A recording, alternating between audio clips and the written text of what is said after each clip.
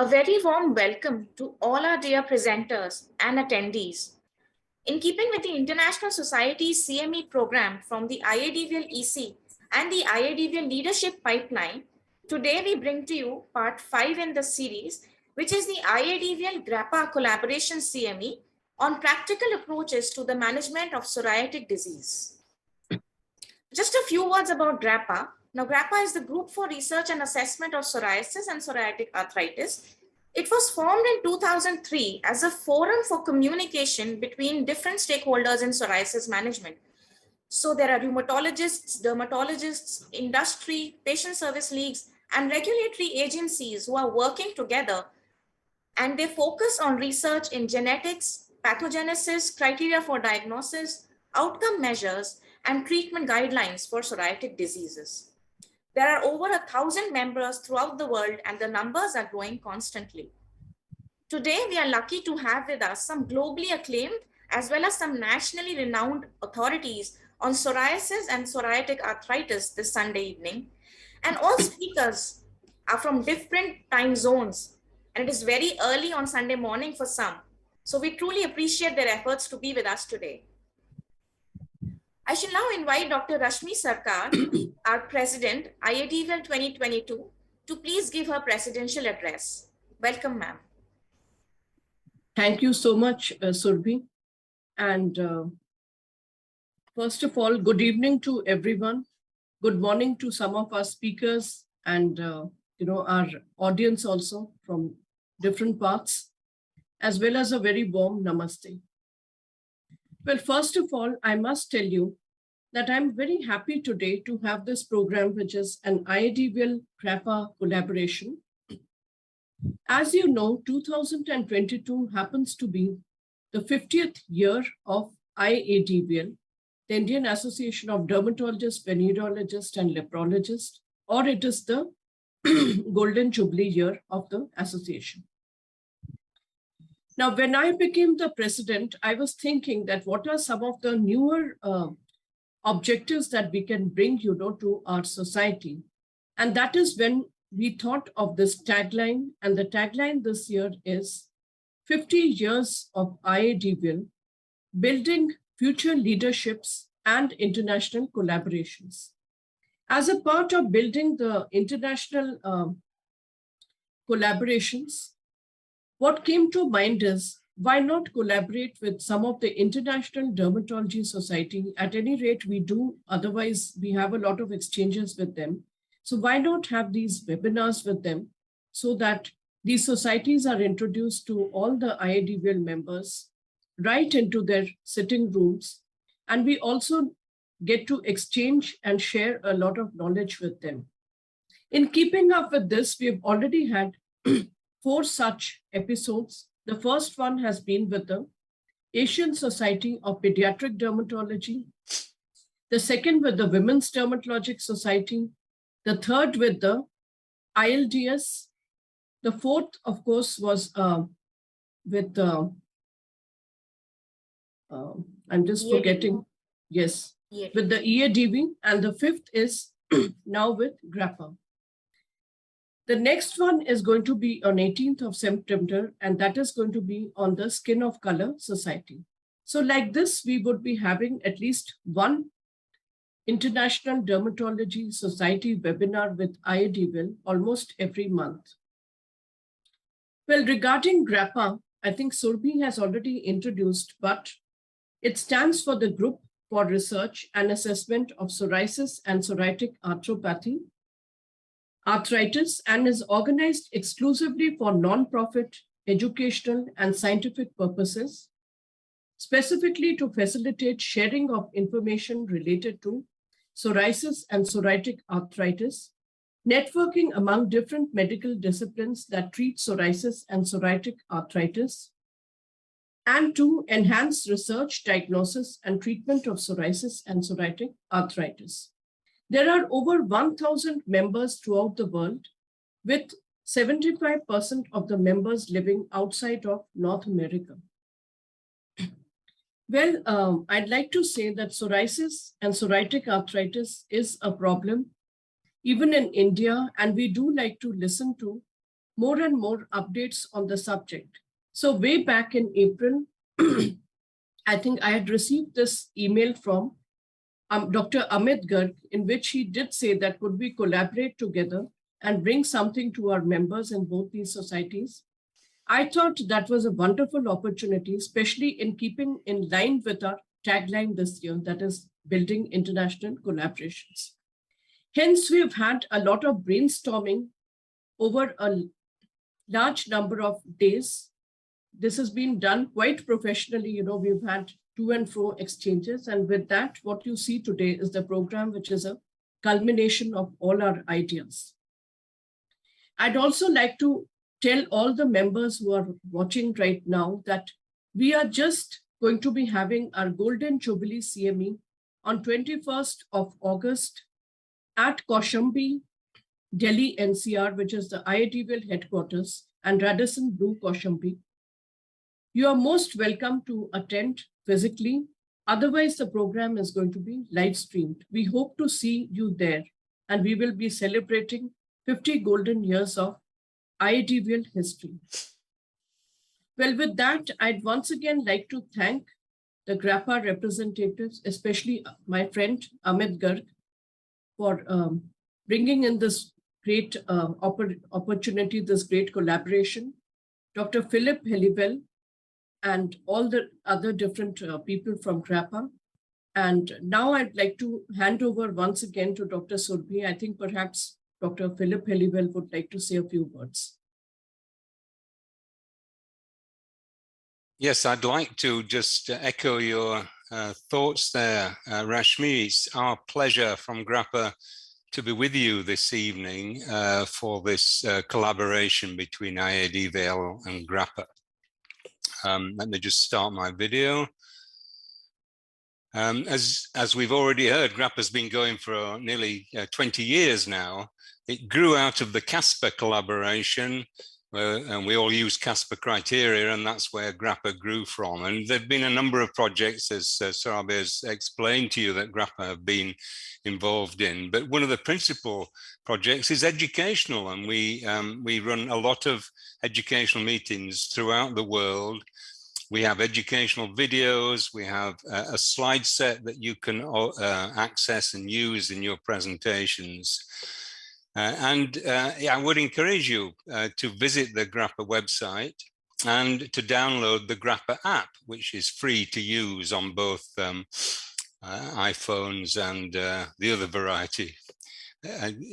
Excuse my technical non-knowledge here, but I've been left behind a bit with such technology. But the GRAPPA app is very useful.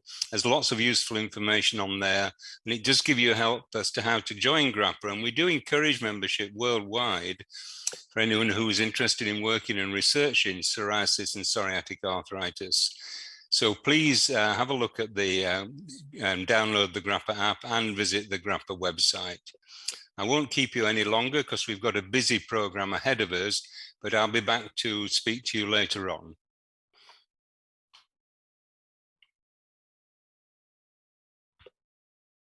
Thank you so much, Dr. Rashmi and Professor Helibel, for giving us that introduction. In today's CME, we shall be discussing all three types of DMARDs used for the management of psoriatic disease. And also, we should be having a lecture and discussion on screening of psoriatic arthritis. We have a wide spectrum of very eminent faculty today for perspectives from both a dermatologist's point of view as well as a rheumatologist's point of view. Hence, without further delay, I shall now be introducing our speaker for the first session, which is on small molecules, which include a Primalast, JAK inhibitors focusing on tofacitinib and methotrexate. We shall be having a short lecture followed by panel discussion for all our sessions. Our first speaker is Dr. Jason Hawkes, who's Associate Clinical Professor of Dermatology at the University of California, Davis, Sacramento, California. His principal clinical and research interests are the treatment of complex inflammatory skin diseases, including psoriasis and psoriatic arthritis, hidradenitis suppurativa, and eczemas. He has a special interest in translational human research and the development of novel biologics and small molecules used for the treatment of these inflammatory conditions. Dr. Hawkes completed a research fellowship in translational immunology at the NIH and received a master's degree in clinical investigation from Rockefeller University in New York City. Dr. Hawkes is a member of GRAPPA. I now welcome him for his first lecture on small molecules in psoriatic disease. Welcome, Dr. Hawkes. Thank you, Shravi. I'm looking forward to talking with the group today. I'll get my presentation up here. And someone just let me know if you can see that there. Yes, we can see you. Very good. So thank you for the kind introduction. I'm looking forward to this first session with IADVL and GRAPPA. And as mentioned today, we're going to talk about the small molecules that you may see used for the treatment of basically psoriatic disease here. I'll give introduction to the panel members just before the panel, but this is the small group that I'll be working with today. And as mentioned, my interest is really in education and translational immunology. Here are my disclosures. None of these will impact any of the content today. With regards to the objectives, I think education is really important to incorporate both the concepts, the immunology concepts in an understandable way that tie to practical clinical metrics or measures. So I'm going to try to bring some of those associations in the talk today, which is really my background there. And I'm going to let the panel discussion really kind of guide us in terms of practical use of these medications and how do we think about using them safely and in what instances. So 15 minutes for myself on these concepts, then we'll move quickly into the panel where we can really bring practical insights, particularly those relevant concepts in India, and then also answer some of your questions.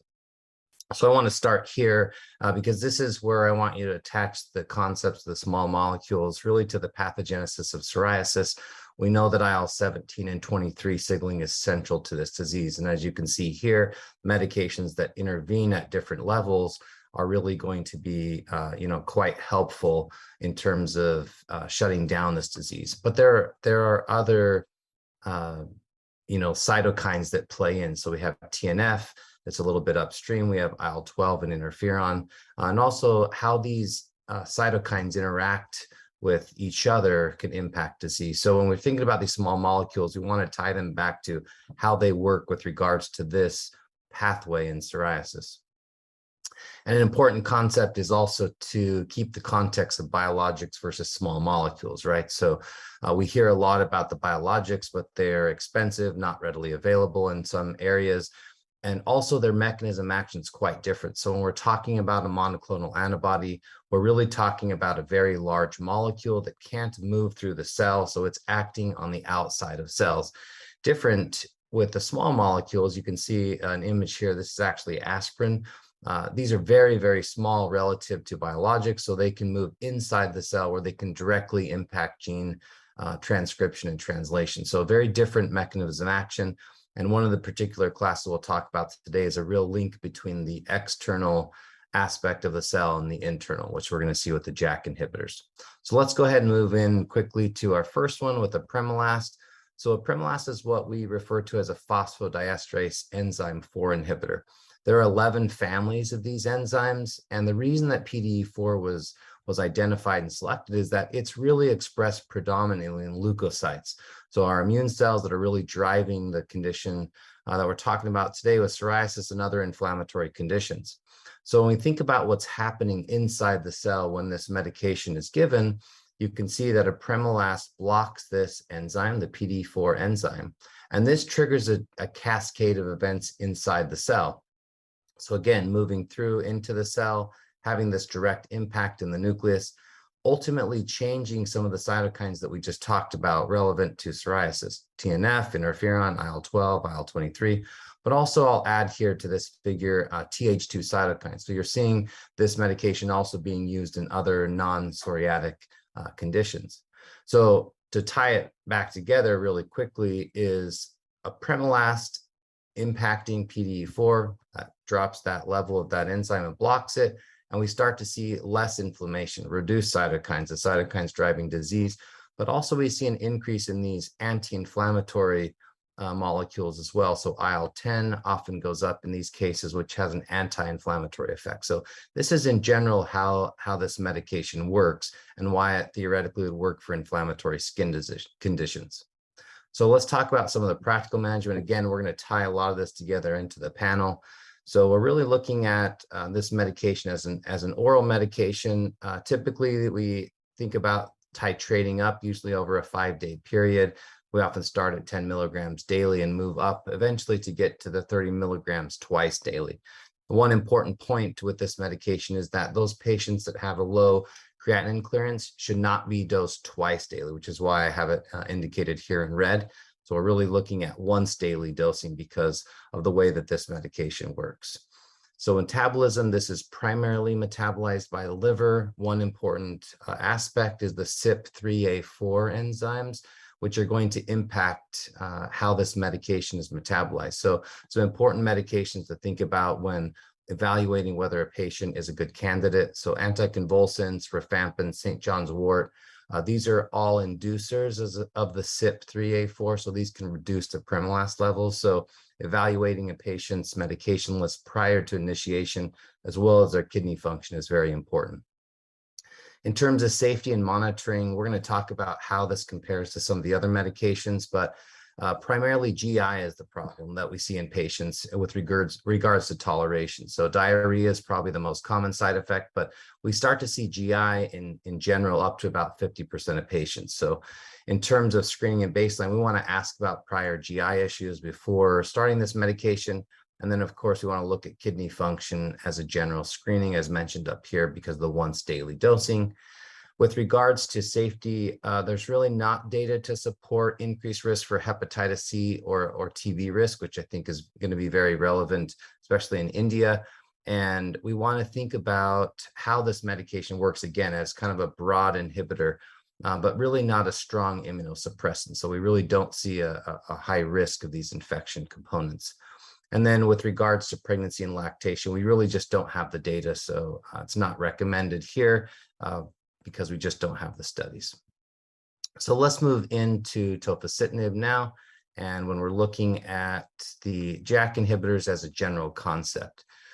So with the JAK inhibitors, I think it's helpful to have a little background. There are 4 JAK enzymes: JAK1, JAK2, JAK3, and TYK2. And what these medications are really doing is they're really providing a link from the outside to the inside. So when we think about the way this pathway works, we're really looking at the cytokines functioning outside the cell. They're also larger molecules, and then triggering a pathway onto the inside of the cell. And you can see the JAK enzymes here close to the receptor. Their job is to communicate that message back inside the cell to affect the change or upregulate the cytokines, for example. This is how they were named. So Janus was the Roman god of duality, or the doorway. So this was sort of the connection, again, from the outside inside link. When we think about the JAK inhibitors, specifically the tofacitinib, we're really talking about what we would say a JAK1, JAK3 inhibitor. So it hits 2 of the 4 options, but it does have a little bit of an impact on JAK2 and TYK2. So this is a medication that we refer to more as a pan-JAK inhibitor because it does tend to have impact on multiple rather than being just selective for 1 or 2. We do have other options available. These are obviously going to vary across countries. We're starting to see probably in the US here, probably our very first TYK2 inhibitor, maybe in September or later, pending its application. So this helps you start to see that we have multiple options within the JAK inhibitor family that we can start to apply to particular diseases, and I'll help you see how we choose which agents in general, or how we think about them in concept. So one of the easiest ways for me to think about how to choose a particular agent is think about how they work and what cytokines are using the particular isoform of the JAK enzyme. So you can see here that based on the combination, so if TYK2 is with JAK1 versus JAK2, it mediates very different signals with regards to immunology.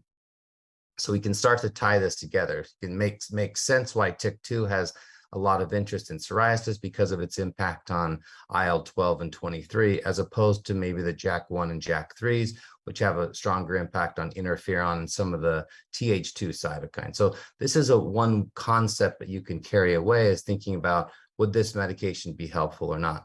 With regards to JAK2, it's essential for hematopoiesis. So this is one of the benefits if you have a myeloproliferative condition, but it's also one of the reasons and the drawbacks why we don't see a lot of these medications develop, because of the blood side effects. When we talk about the practical management, with tofacitinib, we're looking at either 5 to 10 milligrams twice daily, or the 11 milligrams daily. When we talk about psoriatic arthritis, excuse me, we're really looking at 5 milligrams twice daily. And then for pediatrics, there's a weight-based oral solution. Its metabolism is primarily through the liver. And again, the CYP3A4 is the main method of metabolism. So we're really looking at, again, those medications that can impact this drug.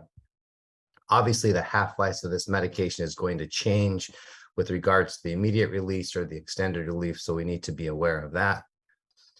And probably the biggest issue with tofacitinib and JAK inhibitors in general is really the boxed warnings, which are going to convey concern both to the prescriber and patients. So serious infections, here in the US, the boxed warnings we have are serious infections, MACE events or cardiovascular events, cancer, thrombosis, and death.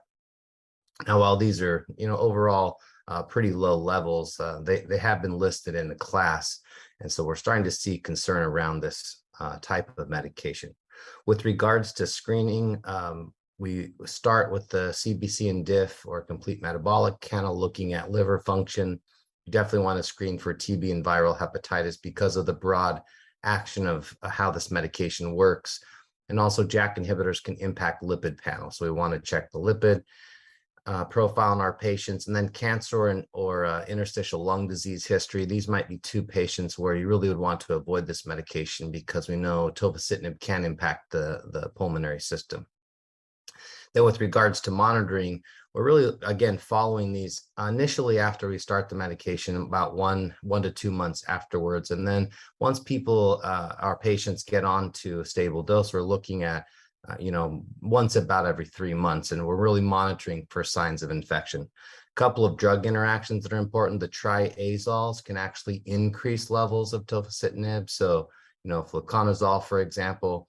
And then a lot of these serious events here listed really come in patients who are on concomitant immunosuppressants, so other medications, which can impact the liver and also their cancer risk, particularly those that are transplant patients, for example. One important practical tip here is we really want to try to avoid live vaccines. I won't get into the complications of the research around vaccines and these types of medications, including the biologics, but we think of it as best to immunize patients before they start therapy, and sort of preparation for that. So we'll move lastly into methotrexate for our panel discussion. This is a medication which blocks dihydrofolate reductase. And I'll show you a pathway of that. But overall, I think this, like a Primalast, the mechanism is not exactly clear, but it probably has multiple ways that this medication works inside the body. Really impairs DNA and RNA synthesis. That's probably its primary immunosuppressive effect by preventing the production of these inflammatory molecules, but also in blocking cell proliferation. And then this medication is also inducing both reactive oxygen species and apoptosis. So we see some cell death, including some of those immune cells. So again, this is a diagram showing where methotrexate works. You can see it's blocking the conversion of folate to tetrahydrofolate, and that's really impacting DNA or RNA synthesis. And then, I don't expect you to know this, but just an idea that you can see where methotrexate is interacting in many levels in the immune pathway. So I think we're just starting to begin to understand how methotrexate works, but really impacting a broad range of immune pathways. So that's the reason you can also see it being used for a wide range of clinical conditions. So this really does not have much specificity, but it does act broad, and therefore is beneficial for that reason. So practical management with methotrexate, this can be given both oral, subcutaneously. There are, IV and intermuscular forms, but I think oral and subcutaneous are probably the most common. Subcutaneous is very common here to switch patients who are not tolerating it to subcutaneous. It tends to be better tolerated, and very important in this medication, it is once weekly, not daily. So very, very important if you're going to start this medication. We typically start with a test dose somewhere between 5 and 10 milligrams, see how the patients tolerate it. And then afterwards, within about a week, 5 to 6 days, we'll check a CBC and LFTs. Not all providers do this, but it is recommended. And then we slowly titrate this medication up to get patients to usually starting around 15 milligrams and up to about 25, maybe 30 milligrams weekly at the highest dose. Its metabolism, it changes very quickly in terms of shifting in the body within the first hour. So about 50% of this medication is bound by proteins. And then we start to see the kidney kick in and start to metabolize this medication within 2 to 4 hours, and half-life's about 10 to 27 hours. Main safety issues here are going to be liver toxicity, kidney toxicity, change in our blood count, so hematologic, and then, as I mentioned, the nausea, which is probably the most common complaint of patients on this medication.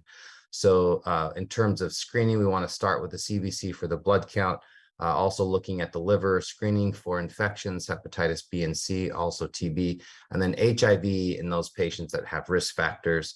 We're looking at repeating the CBC and LFTs about 1 to 2 weeks after dose escalation. So after you do that test dose, you might start at 15 milligrams and then sort of move up after maybe every month, looking at every 1 to 2 weeks and repeating. In general, you'll see recommendations to not exceed 4.5 grams as a total dose. There were earlier recommendations to recommend liver biopsy, which we usually don't recommend because of the complications that can be associated with that procedure, but really the labs can really see it. We start to see the change in LFTs, this is sort of I'd say an area that's not uniform across recommendations. One important drug interaction is the sulfa drug, so you definitely want to avoid trimethoprim and sulfamethoxazole. This can have deadly consequences, so very important to pay attention to drug interactions. And then we'll also, as patients are on this medication, give them 1 to 2 milligrams of daily folic acid supplementation, except on the methotrexate day, which again is a little bit controversial, the idea that we don't want to compete with the medication. And this is, of course, contraindicated in pregnancy and lactation. So this kind of gives you a general idea of these medications. I want to sort of end here as we move into the panel. I just think it's important to think about the relative impact these medications have on the immune system. So if we think about oral prednisone and cyclosporin, these have very broad effects on the skin and the immune system. And that's in contrast to the biologics, for example, which are, again, expensive and not always available, but very, very targeted. So these are very specific medications that can hit 1 or 2 cytokines. And really the small molecules we're talking about today, the JAK inhibitors or the JAK inhibitors, also the anti-TNFs, really have more broader action. So we start to see them have more impact on our immune system, but not quite as much as, say, prednisone or cyclosporin. So this gives you a relative idea of their impact on the body of our patients. So I want to move in now to the panel discussion. So we have Dr. Dinesh, who's with us, and Dr. Murley, who will be sharing their thoughts and some insights here. So Dr. Dinesh is current Secretary General of the IADVL, consultant dermatologist at his Skin and Hair Clinic. And he also serves as a secretary of the International Society of Teledermatology, and his main interests are derm surg and peds derm. And then Dr. Murley with us today, senior consultant dermatologist and coordinator, Apollo Hospitals, and his interest is primarily psoriasis, peds derm, and immunoderm. And he is also an IPC counselor for India since 2006 and works with the International Society of Atopic Dermatitis, the board of directors. So I'd like to invite both of them to come in, and we're going to ask you to share some of your thoughts today in terms of the practical components of these medications. So things that I'd like you to consider will be, are there any India-specific considerations or insights, cost, availability, misuse, for example, tips for starting or selecting these molecules for patients, any other considerations, time to onset in terms of how these medications work, how long we're waiting to see a response, and then any particular patient follow-up or reevaluation recommendations. And of course, we're going to take questions from the attendees as well. So Dr. Nash, do you want to go ahead and start and maybe share some thoughts here with the members attending? Thanks for the wonderful presentation and introduction, Jason. Yeah, in India, basically cost is an issue, but not really. A large segment of the population would like to have a cost-effective drug, and Methotrexate is a very popular medicine of all the dermatologists across India. And the other medications are also coming up now. When we talk about the cost, it's just not the cost of the medicine, it's also the accompanying monitoring the blood investigations, what we are talking about, the screening, what we are talking about. So the small molecules kind of help us in this particular scenario where in some small molecules there's not much of a screening. So that's about it. Availability, all the three medicines what we discussed, you had Tofacitinib has been available in the last few months, and Primalast in the last few years, so availability is not an issue at all across India. Only thing is we do not have topical Tofacitinib, so most of them compound and prepare it the topical ones. Got it. Dr. Murley, any additional thoughts you have? And I have some other questions. It looks like we have some from the audience as well. So I'll let you go ahead and share some additional thoughts. Thank you, Dr. Jason. We have been, in fact, even I myself have been using a drug like Methotrexate since 1986. So it's a very long time that we've been using this drug. India as a country is very comfortable with a drug like Methotrexate. Now we are learning how to use it in better methods and in better modalities or treatment regimens, in the sense that we have started trying to reduce the dose of Methotrexate. We are learning how to combine it with the currently available drugs. A classic example is we have started combining it with low doses of drugs like secukinumab, Methotrexate combined on weekends with cyclosporin. So these kind of combinations, rotations, are things which doctors in India have to be aware of and have to do. The reason being that we are worried about the safety aspects of this drug. The Indian liver as compared to the Western liver is very, very different, and that has been published. It does not tolerate the same amount of, an Indian male or an Indian person who takes a drink every morning is probably not going to make it. Whereas I guess somebody else who is not an Indian with a liver which is different, which metabolizes toxins better, is going to be able to make it and go without cirrhosis. And then you need to look at the build of Indians, the general metabolism of Indians, and also the fact that we are an overpopulated country. We are overpopulated and are a country which cannot afford the expensive investigations. The overpopulation makes us very prone. Even if you screen negative for tuberculosis at initiation of therapy, while you're on therapy, you're still exposed to a problem of developing or contracting diseases like hepatitis B or even tuberculosis at any time in the treatment process. So how often do you screen? How do you maintain a proper vigilance? So safety is something which we need to be very aware of when we are dealing with Indian patients. So in order to compromise that, what happened is that as Dr. Dinesh said, that drugs like Tofacitinib have become available in India. And I will sign off with just one comment over here, that a drug like Tofacitinib in India is available for a dime a tablet, whereas the real cost of Tofacitinib is much, much more than that. So though Tofacitinib has been available in India from the year 2016, only now we find that the various generic versions of tofacitinib have come in. The impact this has had is that many dermatologists and doctors have been using tofacitinib as the drug of first choice. I have nothing personal against tofacitinib, but I feel that we need a proper regulation on stratification of how we use these medications. Because as you pointed out in your presentation, there are potential serious adverse effects. So we shouldn't be running to a drug like this on day one. But we need to know when to use these drugs and how to use them wisely. Hopefully, that gives us all enough time in this discussion itself to do that.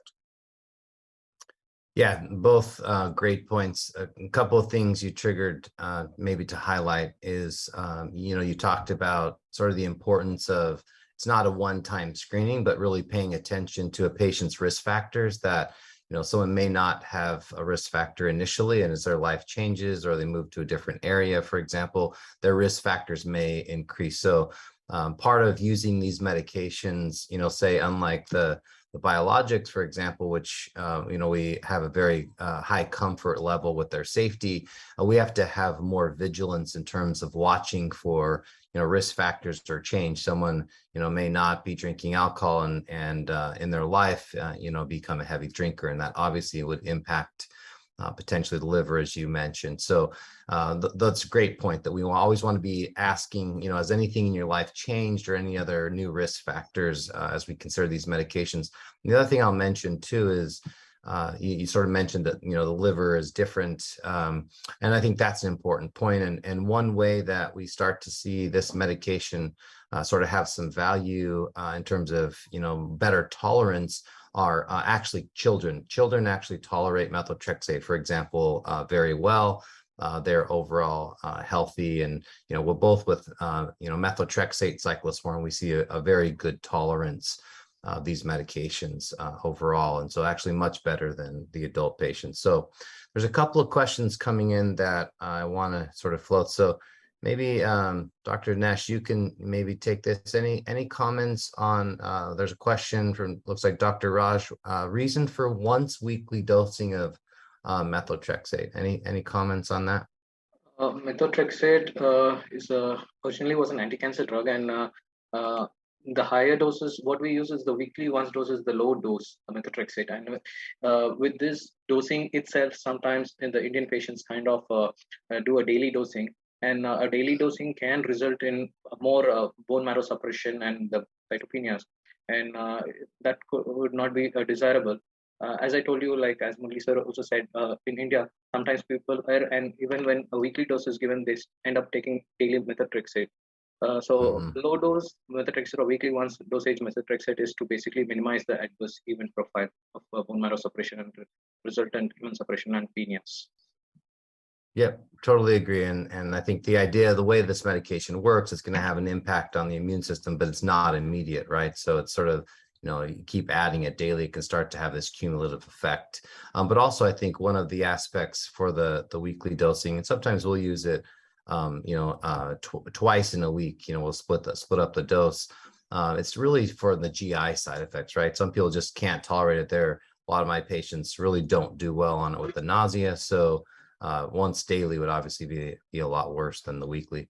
Dr. Murli, a question that came in for Dr. Pallavi is, do we need to give pneumococcal, influenza, hepatitis vaccines prior to starting tofacitinib?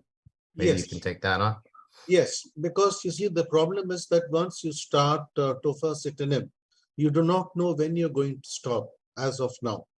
We have not learned how to rotate. So it is better to give these vaccines before you start a drug like tofacitinib.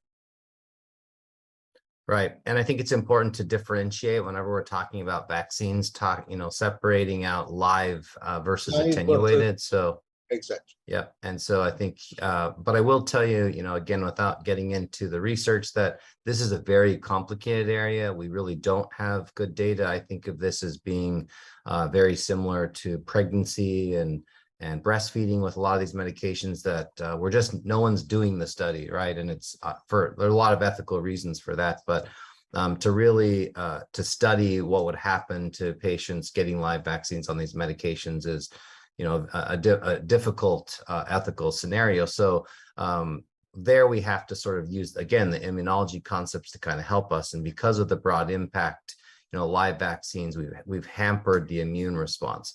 Now, there are some data with TNF inhibitors, for example, showing that actually the response to these vaccines can be quite good in terms of building immunity. But part of the other aspect this is that by hampering the immune system, we're blocking the protective response that we want to generate. So there's two aspects of this. One, the safety of giving a live vaccine in an immunosuppressed environment, but the other part is that we're hoping to generate an immune response.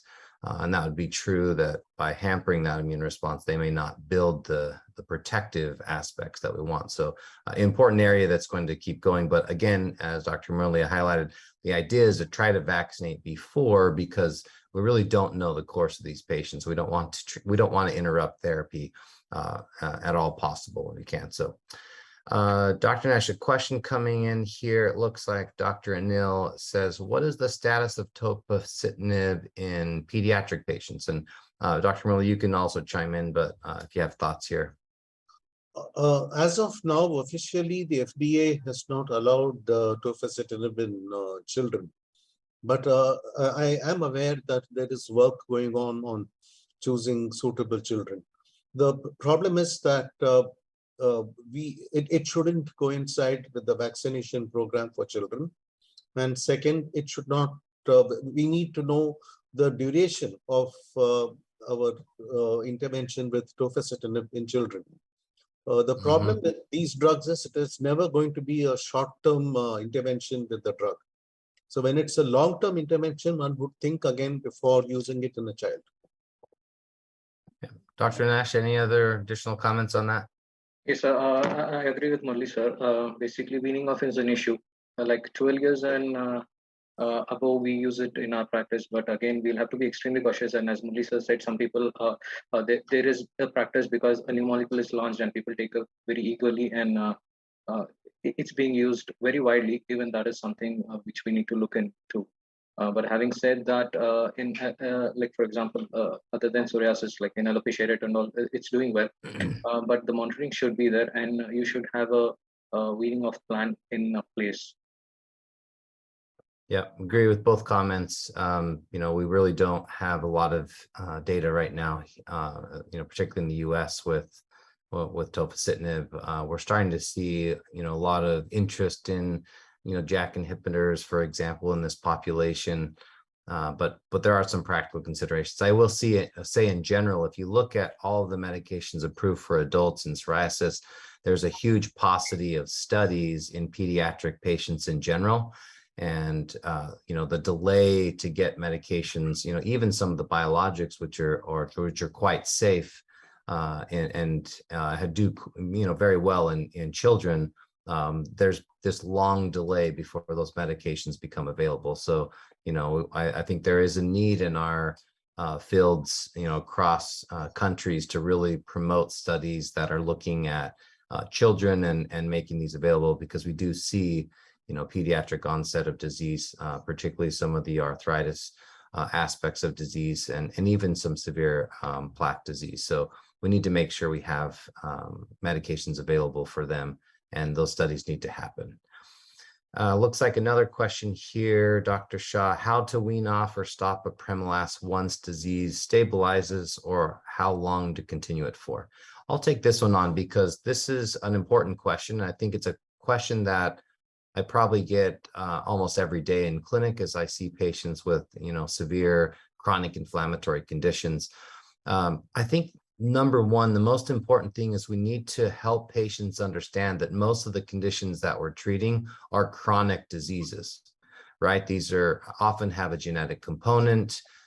We haven't teased all the genetics out, but we do see these run in families, and we're starting to see how these diseases can continue for many, many years. And so one of the comments that I usually make to my patients is that, and I say it a little bit facetiously, is that you can stop these medications anytime you want your disease to come back.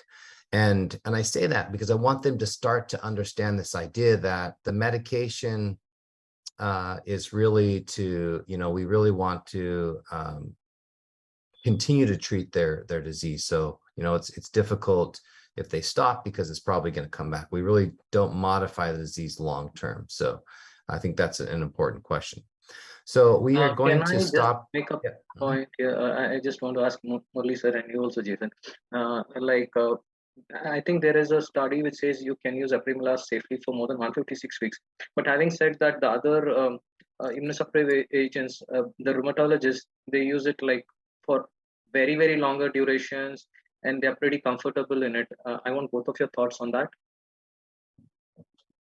Like, as dermatologists, are we inhibited? Do we put a boundary on ourselves, or how is it? Would you want I've seen dermatologists go for long years together.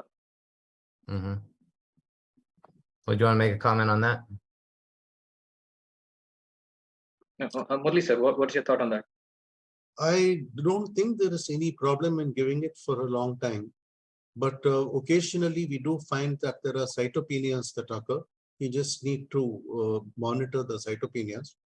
The basic message that Dr. Jason was trying to convey when he mentioned about his response to his patients is that you're going to have to take this drug on a long-term basis. So you could try that, but having said that, I think Primalast works best for palmoplantar psoriasis and for scalp psoriasis. In those patients, I have managed to give them drug holidays for 3 to 4 months every year. I have managed to do that, and they still remain clear of the disease. But that's a very small percentage. Yeah, I think the main concept is a good place to end is that, while they may not be on a particular drug for a lifetime, most patients tend up having a lifetime of disease at some component. So we're really looking at something to manage it.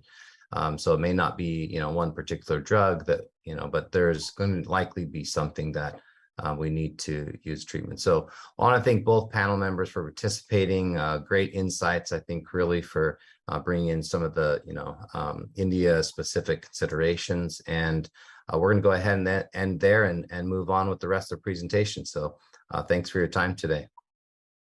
Thank you. Thank you.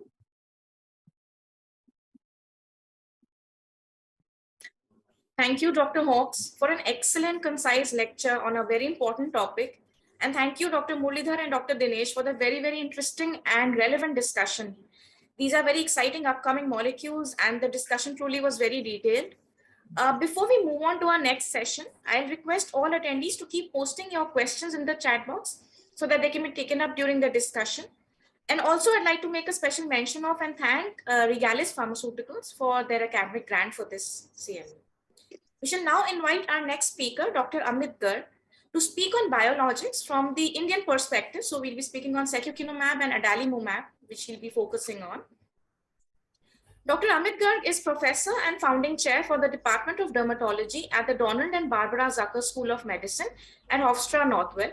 He is a professor in the Center for Health Innovation and Outcomes Research at the Feinstein Institute for Medical Research. He is also Director, Research Program for Outcomes in Dermatology, SVP, Dermatology Service Line, Northwell Health, New York. At present, he serves as the Training Director for the Residency Program in Dermatology, and he also currently serves as co-chair of the GRAPPA Education Committee and also has a leadership role in the American Academy of Dermatology. So we're honored to have him here. Dr. Amit, welcome, and you can please start with your lecture. All right, thank you, Saurabhi, and thank you. I just wanted to thank Jason, Dr. Dinesh, and Dr. Murali. I thought was a very insightful discussion on small molecule therapies, and I hope all of you found it informative as well. It's nice to, well, I can't see exactly all the attendees here, but I'm sure there are many friends and colleagues online here. Many of you will remember participation from North American dermatologists on behalf of the AAD, for over several years prior to COVID. And that's where I had the opportunity to get to know many of you. And I'm delighted now that we have this new collaboration with the opportunity to continue to engage Indian dermatologists in topics of high relevance. So today I'll be speaking about biologics in use of psoriatic disease. I'm going to start my slides here. I have some disclosures which are probably relevant to the discussion here. Well, I think everybody here fully appreciates the many different phenotypes of psoriasis that you will commonly come across. And albeit it may look a little bit different in skin of color, the basic sort of fundamentals, at least for plaque psoriasis, of well-demarcated pink to red erythematous plaques with a silvery sort of layered scale, typically on extensor surfaces, is the classic presentation of plaque type psoriasis. And I think many of you are probably familiar with the other phenotypes. And biologics, at least in the United States, are approved for by and large plaque type psoriasis, moderate to severe disease. Though I think we all have the sense that these biologics also work for many, if not all, of the other phenotypes. And in fact, we're now starting to see trials designed around some of these other phenotypes to have some more data around them. But regardless, for the most part, we'll be talking about data related to plaque type psoriasis, but I think we have the sense that they can be used across phenotypes. Now, I am certain that this audience is familiar with use of biologics that are available in India, initiating them, monitoring for them, understanding their relative efficacies, and coming up with strategies that are very practical for the Indian patient on continuing on therapy, perhaps even starting and stopping therapies. And so I thought actually we would focus this discussion on biologics, not necessarily on some of those practical sort of aspects of treating, but really some other considerations as it relates to the management of psoriasis patients on biologics, and namely infections. But I thought it would be helpful just at least to list here some general comments on relative efficacies of the different classes of biologics and within classes, particular sort of medications. And I know that for Indian dermatologists, probably the most relevant TNF inhibitors are adalimumab, infliximab, and etanercept. And then really the IL-17s, primarily secukinumab, but I think soon, as I understand it, ixekizumab. These general efficacies are not from head-to-head trials, although now over the past 7 to 10 years or so, we have actually seen head-to-head trials of biologics, such as IL-17 inhibitors, and in the US, IL-23 inhibitors compared to either TNF inhibitors or IL-12/23 inhibitors. But these here listed are just general efficacies as standalone treatments. But you can see here, TNF inhibitors by and large are measured by their success in achieving PASI 75s. And with the newer classes of molecules, IL-17 inhibitors and even the IL-23 inhibitors, we're measuring efficacy on a higher bar, which is primarily the PASI 90 and PASI 100 scores, because of the higher general efficacies of those classes of molecules over TNF inhibitors. I thought what we would do for the purpose of this discussion is actually focus on use of biologics in the setting of infection. So a little bit more of a sort of granular subtopic, which I know for Indian dermatologists is quite relevant, but for which actually there's limited data available for guiding therapy. And much of what we do in dermatology, when it's limited by data, our approach is guided really by the collective experience. And so what I thought I would do is just provide some background data on what we have in these areas of infections, but really expand upon this with our expert panel and of course, your comments from the audience. So let's start with biologics in the setting of hepatitis, in particular hepatitis B.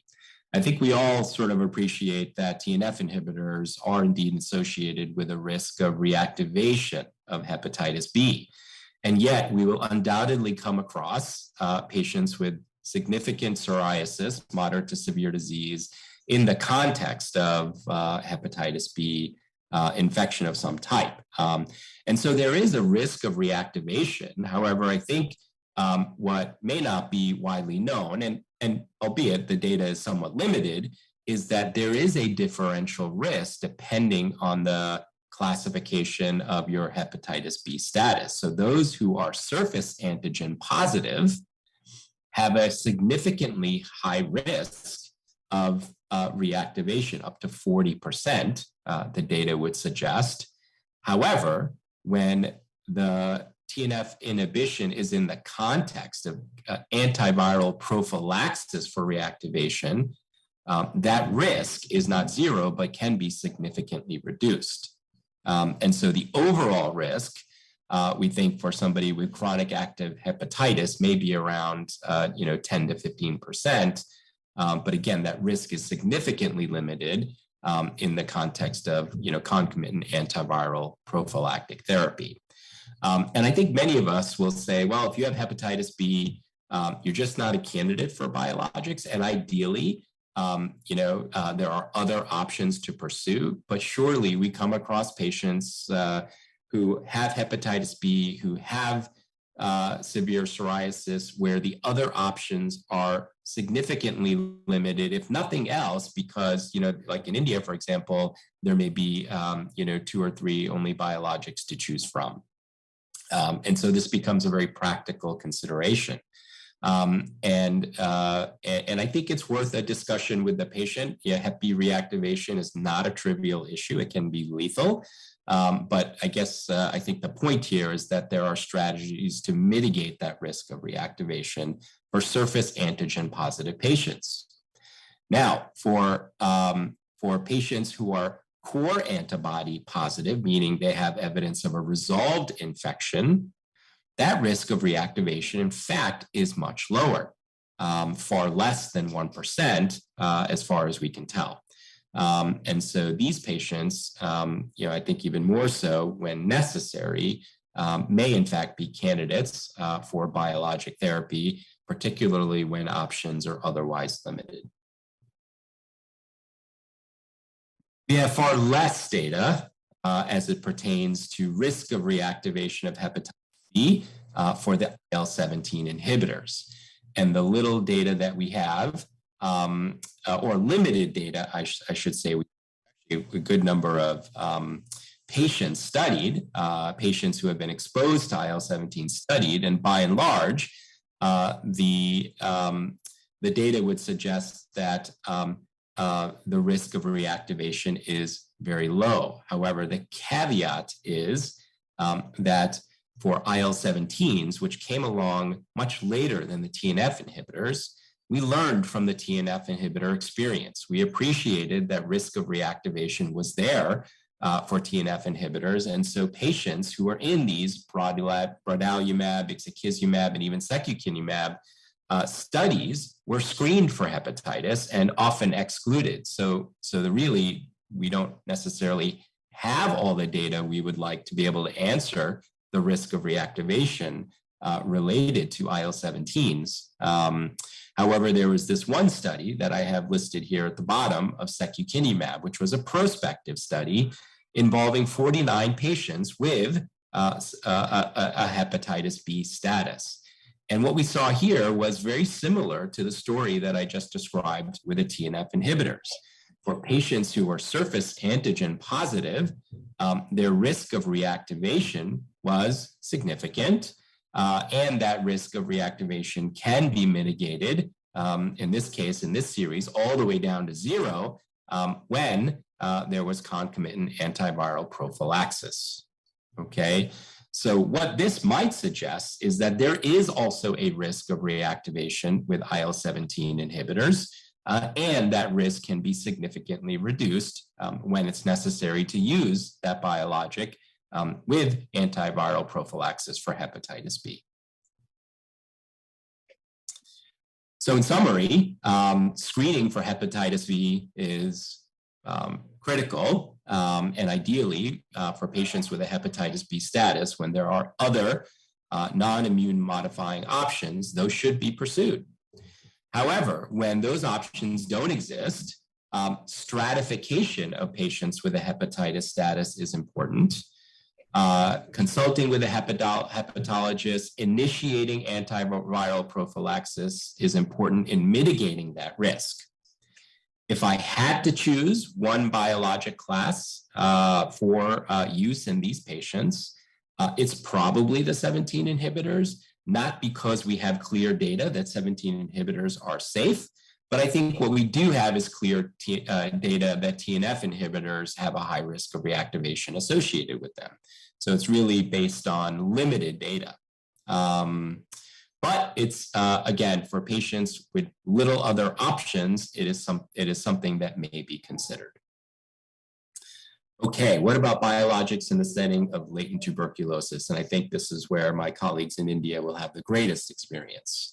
I think from multiple RCTs and other studies, we know that the risk of TB reactivation in those who have latent tuberculosis after TNF exposure is high. So I think we're all very clear on TNF inhibitors and the risk of reactivation from latent TB. What about the IL-17 inhibitors? So again, it's a similar story. It's that we see very few to no cases reported related to IL-17 inhibitor exposure. Now, I want to make clear again, that doesn't mean that IL-17s are safe or have no risk of reactivation. It's by and large related to the fact that we've learned from our TNF inhibitor experience. Patients exposed to the IL-17s have been screened and often selected out, and that's why we're probably seeing a relatively clean or safety signal related to the IL-17 inhibitor. So I'd be interested in knowing in a little bit what our Indian dermatologists have as experience, related to IL-17 exposures and those with latent TB. So, again, everyone is familiar with this. I think, having a tuberculin skin test or the quantiferon gold assay prior to initiation of biologics is important. In patients with latent TB, it may be more prudent to start with an IL-17 inhibitor over a TNF inhibitor. And again, it may that determination is not necessarily based on us having clear data that the 17s are safe, but it is having clear data that the TNF inhibitors do in fact have a risk related to reactivation of TB. There are various prophylactic strategies or treatment of latent TB strategies. One commonly used one in the US is with INH and vitamin B6 for somewhat of a prolonged period, 9 months. Many in the United States believe that and practice in a way such that patients with severe psoriasis can be started on a biologic as soon as 1 or even 2 months into latent TB treatment. And I'd be interested in understanding sort of how that's approached in India as well. I'd like to conclude by talking about biologics in the setting of SARS-CoV-2. Obviously, all of us are trying to wrap our heads around this pandemic and how to manage all of our patients on immune-modifying patients in the context of SARS-CoV-2 infection. At least in the United States, and I'm sure in India, there is a significant proportion of the population that remains unvaccinated. And so the influence of these immunomodulators, particularly in patients who are at higher risk for severe course, which is those who are unvaccinated, is a relevant question. We know that biologics generally are associated with increased risks of respiratory infections. However, we have very limited information to know how biologics or even other immunomodulators may influence the course of COVID-19 infection. Do they make the course of infection worse, such that it results in a patient being hospitalized or critically ill? I'm about to share with you some unpublished data. This is data that is just being submitted for review, but I think, for us has helped guide us on how to approach this issue in the context of otherwise having very limited information. So in this study, what we did is we compared the risk of COVID-19 related hospitalization as a surrogate for severe course among the different treatment types in patients with psoriasis. We used an electronic database, which allowed us to have a high number of cases to look at, which I think for this particular topic is relevant. And I just wanted to define here the different exposures. So we looked at patients with psoriasis exposed to biologics, and you can see the biologics listed here that we included, to oral immunomodulators, that includes methotrexate, cyclosporin, and a Primalast. And the referent groups were either exposures to both biologics and OIs, such as may happen more often in patients with psoriatic arthritis, or neither, which is really the comparison of interest. And again, our primary outcome here was admission to the hospital with COVID-19. And I'm really just showing you the summary slides of the results. And perhaps the most relevant sort of column here to look at will be the one all the way to the right, where we look at cumulative incidence per 1,000 patients exposed. And what we see here is, if you look at the referent group, which is exposure to neither biologics or immunomodulators, you see a baseline risk of approximately 4 per 1,000 patients. And then if you compare this to all immunomodulators, you see that patients exposed to oral immunomodulators have more than double the cumulative incidence of hospitalization. And within that, methotrexate has more than 3 times the cumulative incidence. In fact, much higher than a Primalast, which seems pretty much similar to the non-exposed. And cyclosporin, although it says 0, I think cyclosporin, the analysis there was just limited by number of exposures. So what we can see from this data is that patients with oral immunomodulator exposure, particularly methotrexate, appear to have a significantly higher risk of a more severe course of COVID. Now, what about for biologics? Interestingly, we see that patients on any of the biologics have a risk of hospitalization that is pretty much similar to no exposures. And within that, TNF inhibitors also have a similar risk of no exposure, although there's a slight signal to suggest that TNF inhibitors may give a slightly higher risk compared to the others. But again, I think it's more that observation is limited to more of the sample size.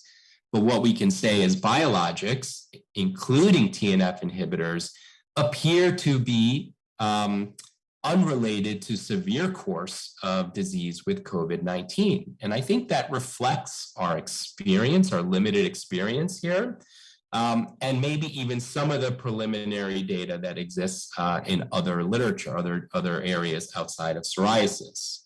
And it's not clear exactly how or why, but the thought is that biologic cytokine inhibition may in fact influence the cytokine storm that we think results in a lot of the sequela, downstream sequela related to critical illness and COVID-19 disease. So I thought this was relevant because, this for me is helping to shape how I think about managing at least unvaccinated patients with moderate to severe psoriasis. It's a conversation with the patient. It's a clear sort of expression that we don't yet know definitively what the answer is, but if there needs to be treatment with a systemic agent, I'm preferring a biologic agent over methotrexate in that context. This is, I showed you cumulative incidences. This is looking at adjusted risks, relative risks. We know that, for example, comorbidities have a significant role in determining course of illness in COVID-19. So those who are diabetics, those who are obese, those who are advanced age, those with significant pulmonary diseases, all have more severe courses of COVID. And so even after adjusting for all those factors, we again see that oral immunomodulators are associated with an increased risk of hospitalization. Within that, methotrexate is the highest. And in fact, biologics, including TNF inhibition, appear to have no risk or even less risk of hospitalization compared to either no treatments or treatment with oral immunomodulators. In summary, we do see variation in the risk of hospitalization according to psoriasis treatments. The risk of hospitalization appears highest among patients taking oral immunomodulators, particularly methotrexate. Biologics do not appear to be associated with increased risk of hospitalization, at least compared to no treatment, and they're certainly associated with a lower risk of hospitalization compared to oral immunomodulator treatments. I should note, pertinent to this group, we didn't evaluate tofacitinib.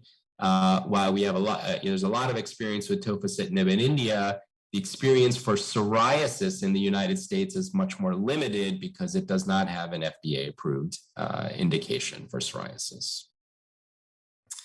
So with that, I'd like to thank everybody, and I wanted to just take a minute here to introduce my colleagues here. I'm certain that all of you are familiar with our two panelists. The first is Dr. Sandeep Arora, who is a professor at the Army College of Medical Sciences, has been a previous vice president of IADVL in Delhi, and an associate editor of a main journal in India, among many other accolades, and has particular areas of expertise in psoriasis and autoimmune diseases.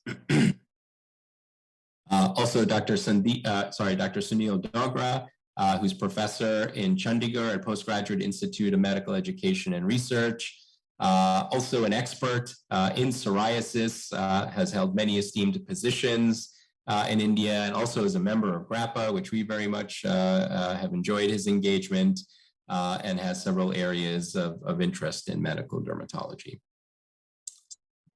I wanted to, once again, make sure everyone in the audience knows we welcome your comments and questions, and we'll dive into the discussion of infections in a little bit more detail.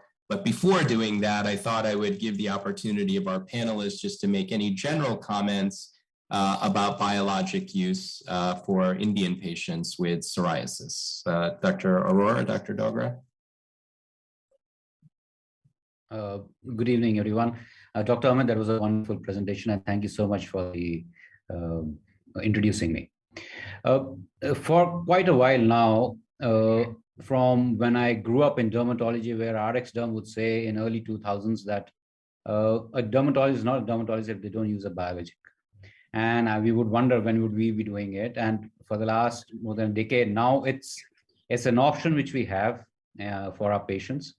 The numbers who are being administered biologics is a lot more than earlier, and is an option which is available to us for patients, not only as an alternative, but as probably first-line therapy in some cases, where it would not be thought of some time back. Our experience has been gaining exponentially because we have been using it in all circumstances, especially so in the infection which you mentioned. Tuberculosis is a reality here.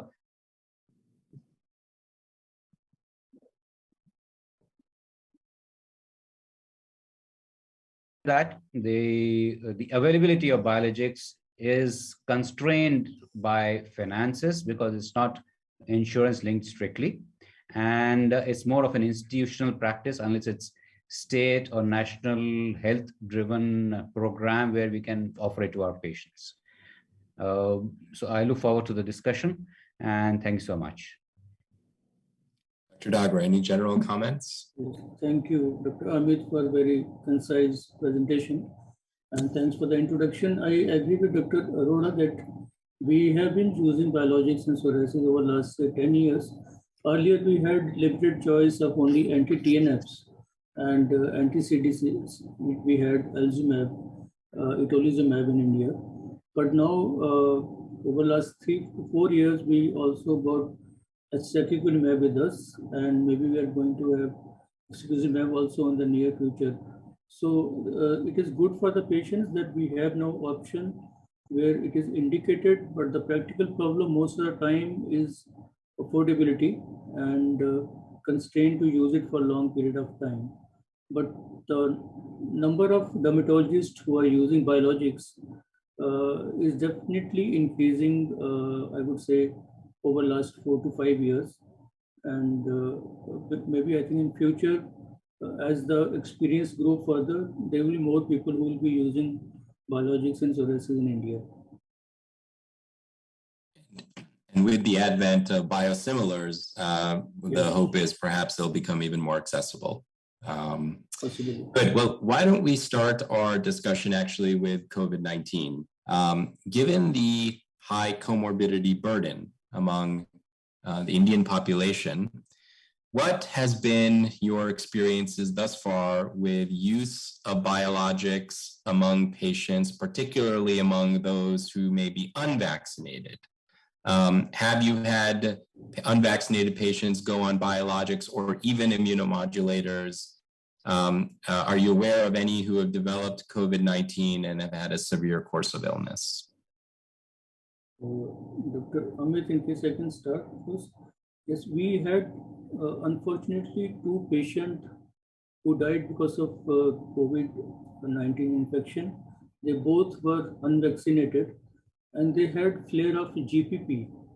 They used to have pustular flares in the past, and in the treatment they had received biologics, methotrexate, cyclosporine in rotational treatment cycles in the past. And at the time of manifesting COVID, they were on, both of them were on cyclosporine. And then they were hospitalized, but they died within 5 to 7 days while they were on treatment for COVID. So we could not start anything specific for GPP at that point of time. They were in the ICU. So those are the 2 personal experiences which I had last year during the second wave of COVID in India. And another observation is that most of psoriasis patients, at least last year, were unvaccinated. Like there was a scare among patients and even among health workers, there was some hesitation whether to give vaccine to these patients who had been on oral immunosuppressives or biologics in the recent past. But then as the experience and knowledge has increased over the last 1 year, so most of the patients are getting vaccinated. For the last year, I would say majority of our psoriasis patients were not vaccinated as per the schedule. Dr. Arora, you may have some experience. Yes, I had some experience, some observations on this. We saw 3 scenarios which are common in relation to COVID. One was the unvaccinated. Few of them did present with flare-up, and they were on smaller molecules. A few of them were on biologics. We had continued their biologics, but when they landed up with us with a positive COVID infection, it was intervening period between the 2 doses, and they did pretty well. We had a happier outcome in our case.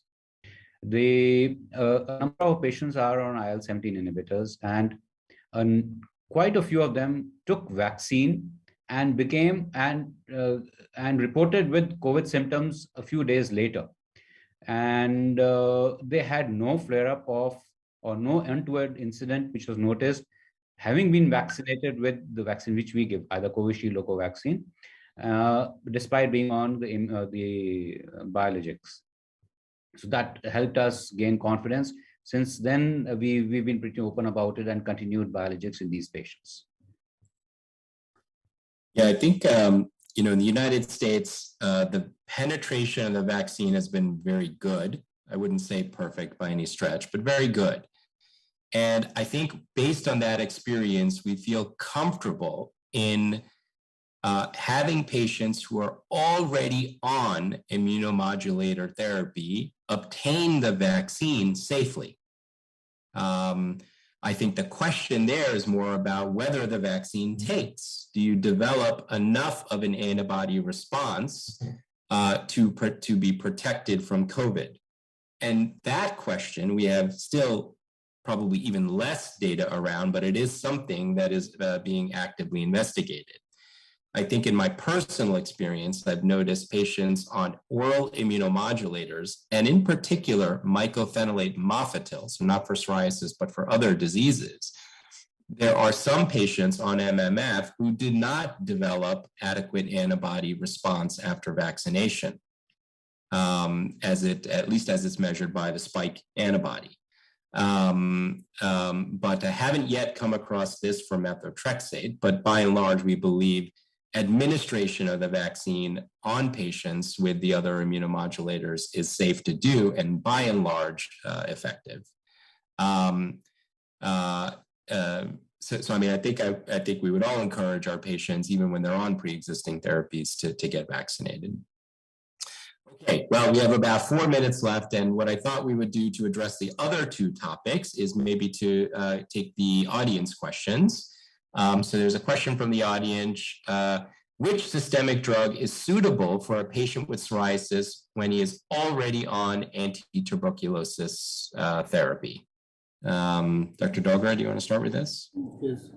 So if it, overall, we know that anti-TNFs have slightly increased risk of reactivation of latent tuberculosis. So if patient is latent tuberculosis LTBI positive, and then it is better that we give ATT prophylaxis and for 1 to 2 months, and then start on biologics. But if a patient is already on ATT and you have to treat for severe disease, we generally give a Primalast here. If it is moderate to severe and very severe disease, we prefer anti-IL-17, that is secukinumab, if patient can afford. But of course, with the monitoring of the chest symptoms.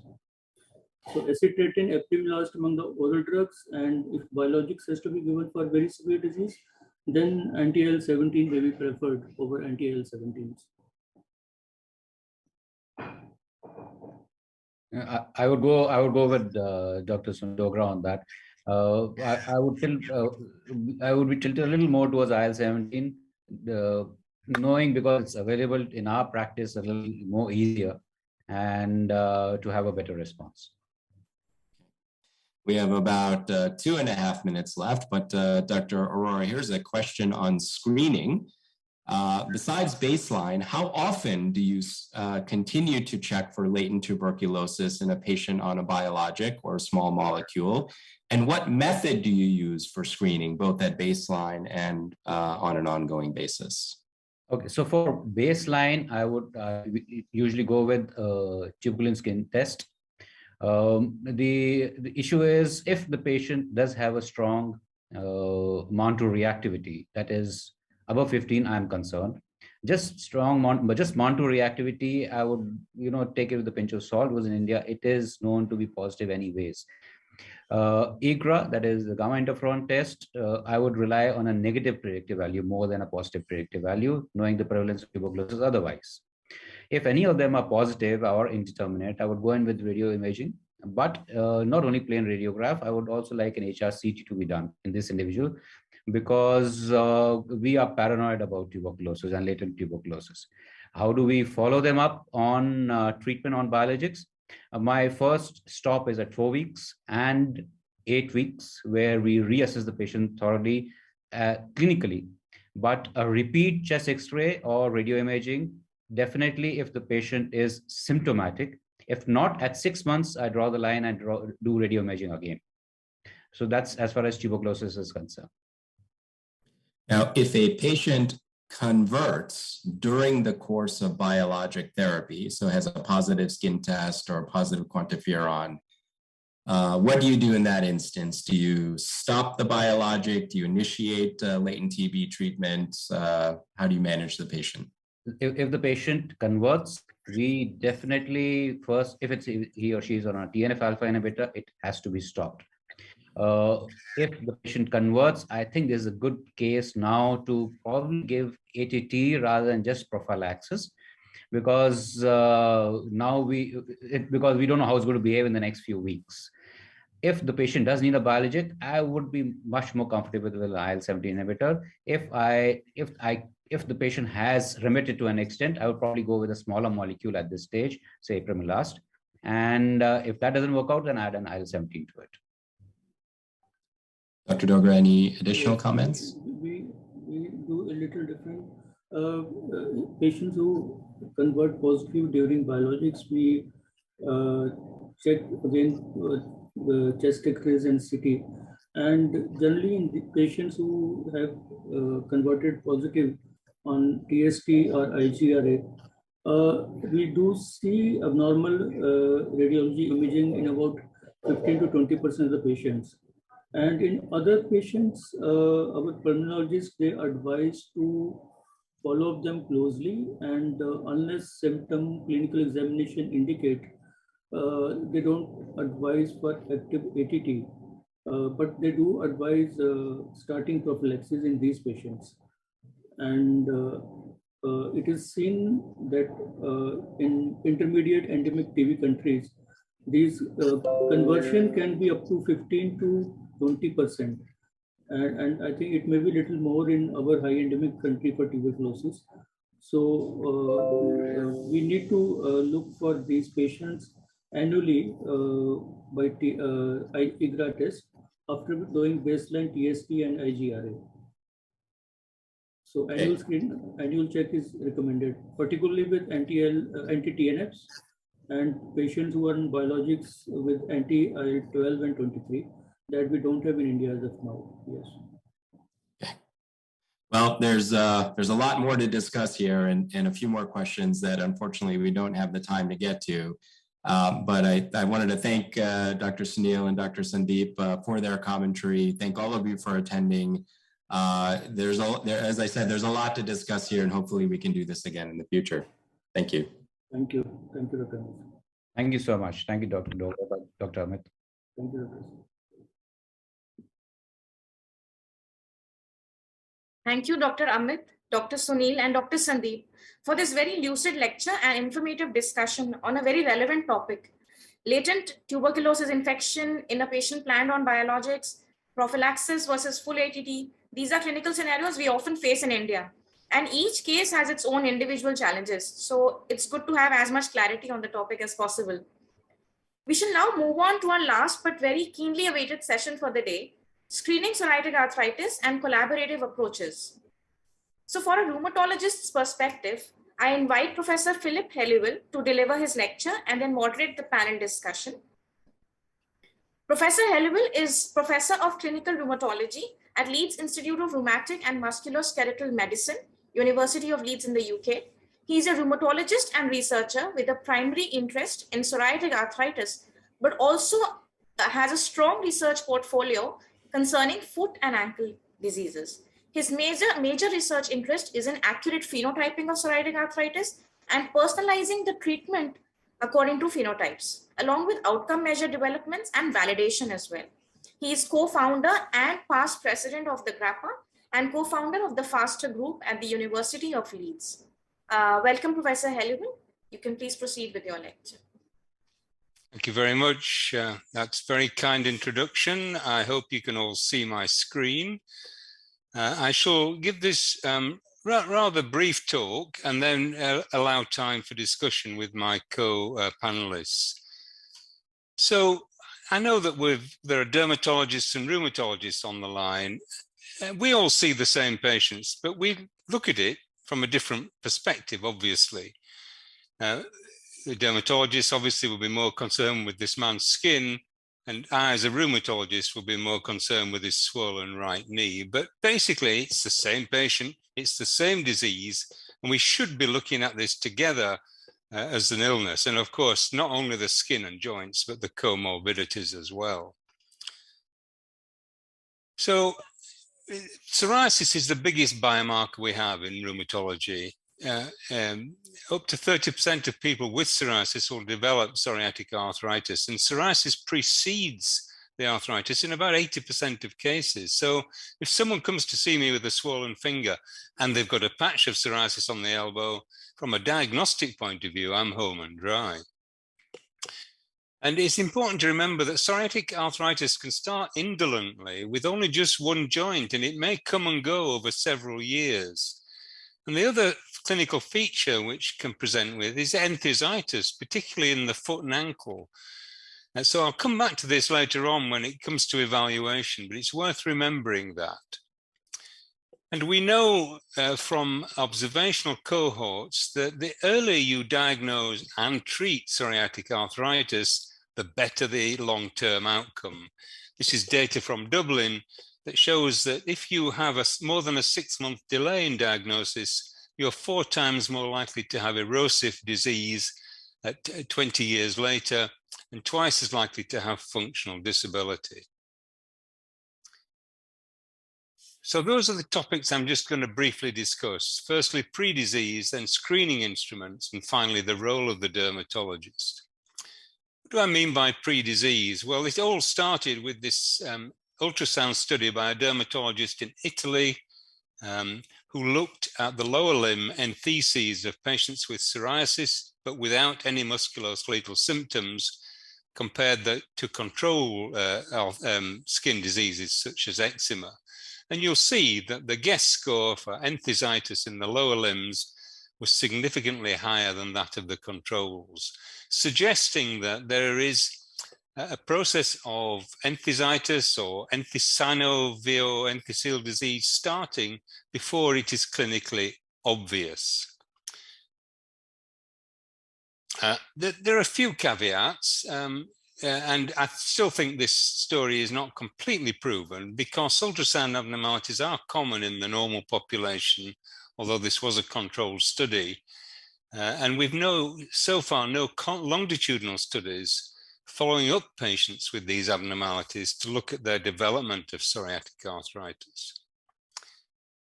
And I'll just briefly present this schematic that it shows the progression of people healthy at risk of psoriasis and psoriatic arthritis.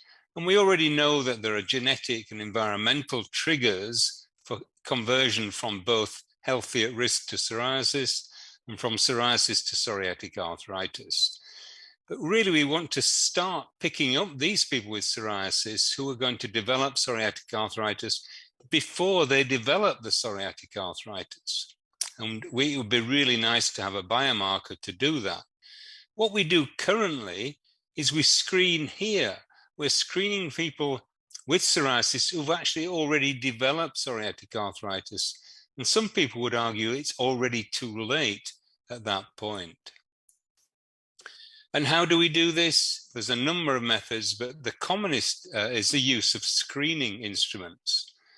And the screening instruments, there are lots of them. They're basically questionnaires given to patients to complete with a threshold score of positivity indicating the presence of psoriatic arthritis.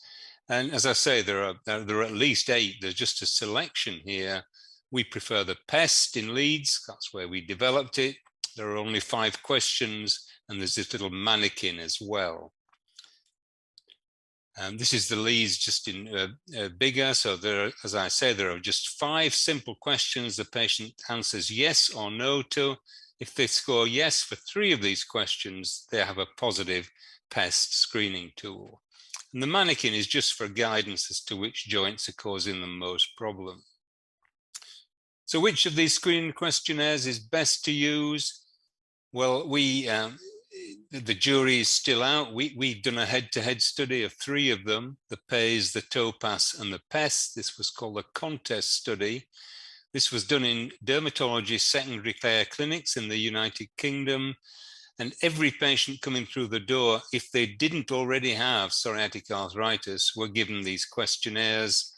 And anyone who scored positive was seen by a rheumatologist. And we had 1,000 people in this study.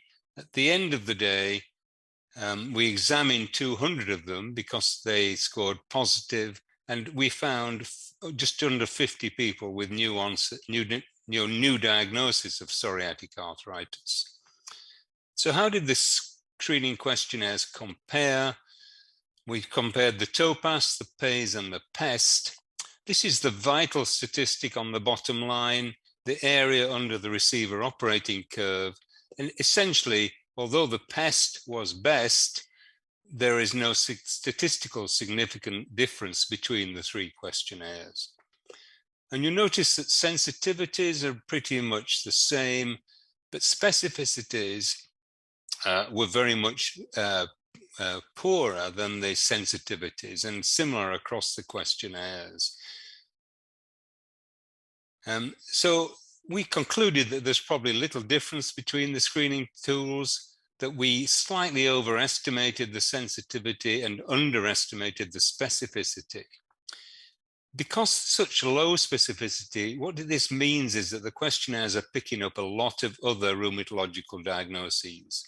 And what we saw in our study was mostly osteoarthritis. And this is important because your rheumatology colleagues, if you're using these screening questionnaires as a basis for referral, may not be entirely happy with that. And if you look at the phenotypes of psoriatic arthritis depicted here, it's not surprising that a simple questionnaire can identify all these phenotypes. So although we still recommend the use of the questionnaires, we do ask for additional information. I put this in here because one of the studies we've done in primary care shows that over half the people with psoriasis are not aware that psoriatic arthritis is a significant comorbidity. And we've developed this patient information leaflet to provide education to patients so that they themselves can look out for these features such as dactylitis, enthesitis, and so on. So what is the role of the dermatologist here? I've already alluded to it once or twice. Well, my friend Steve Feldman in the United States thinks that dermatologists play a pivotal role in preventing joint destruction by the process of screening and initiating treatment, and of course, referring patients. I think that is generally true. And I think, as will come out in the discussion, I'm sure, the question of treatment and whether it should be initiated earlier and more aggressively will make a difference, I think is worth discussing. And NICE in the United Kingdom suggests that people with psoriasis have an annual screening test using a validated tool. And in fact, they recommended the PEST. We know that although NICE is a famous organization, is nationally important in the UK, despite this advice, it was only taken up by about 10% of dermatology departments. So who should you refer? As I've said, if you use a screening test like the PEST, you will be referring a lot of non-psoriatic arthritis to your rheumatology colleagues. So I suggest that maybe you should ask some additional questions. And there are historical features of inflammatory arthritis, such as prolonged early morning stiffness, pain that's better with exercise, any swelling in the joints, any enthesitis, and any inflammatory back pain.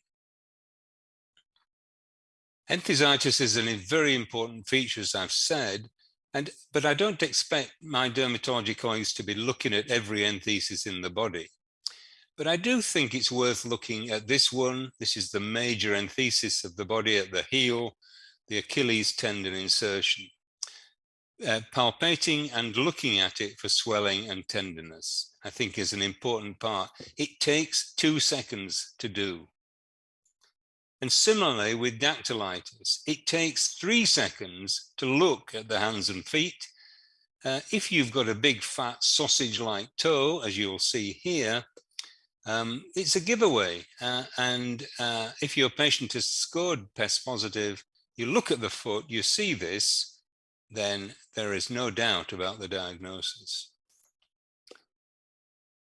So what are our different roles in diagnosing and managing psoriatic arthritis and psoriasis? Well, on the right here in gray, I think my role is to confirm the presence of inflammatory arthritis in someone who's got psoriasis. And when I do joint clinics, that is one reason for referral. I think it's then my job to optimize disease control and to utilize imaging optimally. And we'll come back to that in the discussion. From a dermatology point of view, if you're running in joint clinics with us, we're often bringing patients with funny rashes. We wonder whether it's psoriasis. So confirming the presence of psoriasis is an important role. Obviously, optimizing control of the skin disease and screening for PSA in those patients at risk. And between us, we obviously want to get the right treatment for the right patient, monitor compliance, monitor adverse events, and both of us should be looking for comorbidities. I think dermatologists have an important role to play in looking for skin cancer, particularly in these days of biologic therapy. You don't have to sit in the same clinic as a dermatologist to run a combined clinic. We do, and we'll hear about further experience in India, but you can work together in adjacent rooms, run your own clinics, and knock on each other's door if you've got a problem that needs the alternative specialty opinion. But even if you don't do a clinic in a corridor next door, you can do a virtual clinic with your dermatology or rheumatology colleagues, and we all have cameras and we can all take pictures. And this is one way of collaborating with your colleagues if they're not sitting in the same hospital or indeed same department. And we've been doing this in Bradford and Leeds now for over 30 years, running combined clinics, discussing patients together. The managers don't like it too much because they're getting two specialists for the price of one, but the patients think it's the best thing since sliced bread. And the advantages for the patient are they have less visits, they get more efficient treatment for both problems, and there's high patient satisfaction. And for physician point of view, it gives us insight, each of us insight into each other's decision making. We can discuss difficult cases, we can see complex cases together, and we can provide interdisciplinary care and bring in other disciplines as necessary. And there are great opportunities for education and research in such clinics. So in conclusion, screening for psoriatic arthritis occurs in a significant proportion of people with psoriasis.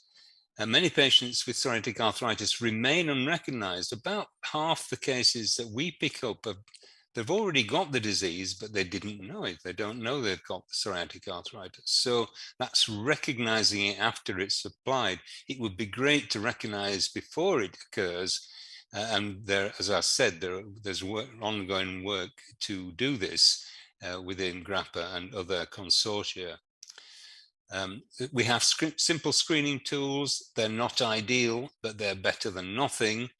And combining a screening tool with relatively simple clinical appraisal, as I've indicated, will help.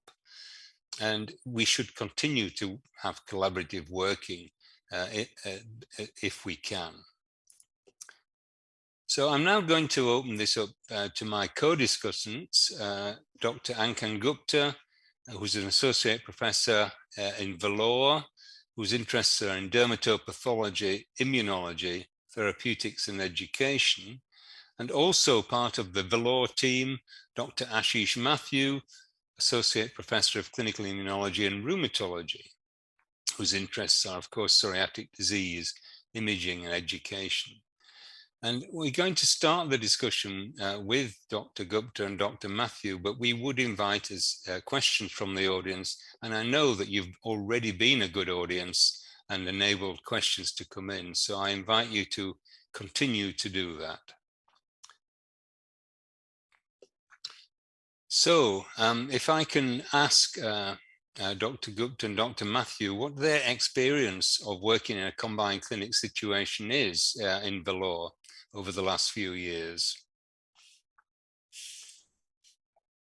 So thank you, Dr. Halliwell, for coming up with the ways of screening and the importance of collaboration. In Vellore, I've been kind of really blessed to be working with a group of fantastic radiologists and, of course, dermatologists. And I remember it was way back in 2016 when we started this combined clinic as a small effort. And Ankan and I used to sit together. I used to go to the dermatology department, and we still do that. And we started in 2016, starting with screening for patients with joint symptoms in dermatology clinic. And since then, it's been up and running, and we have it like once a week. So every Friday afternoon, we have a combined clinic where we sit together.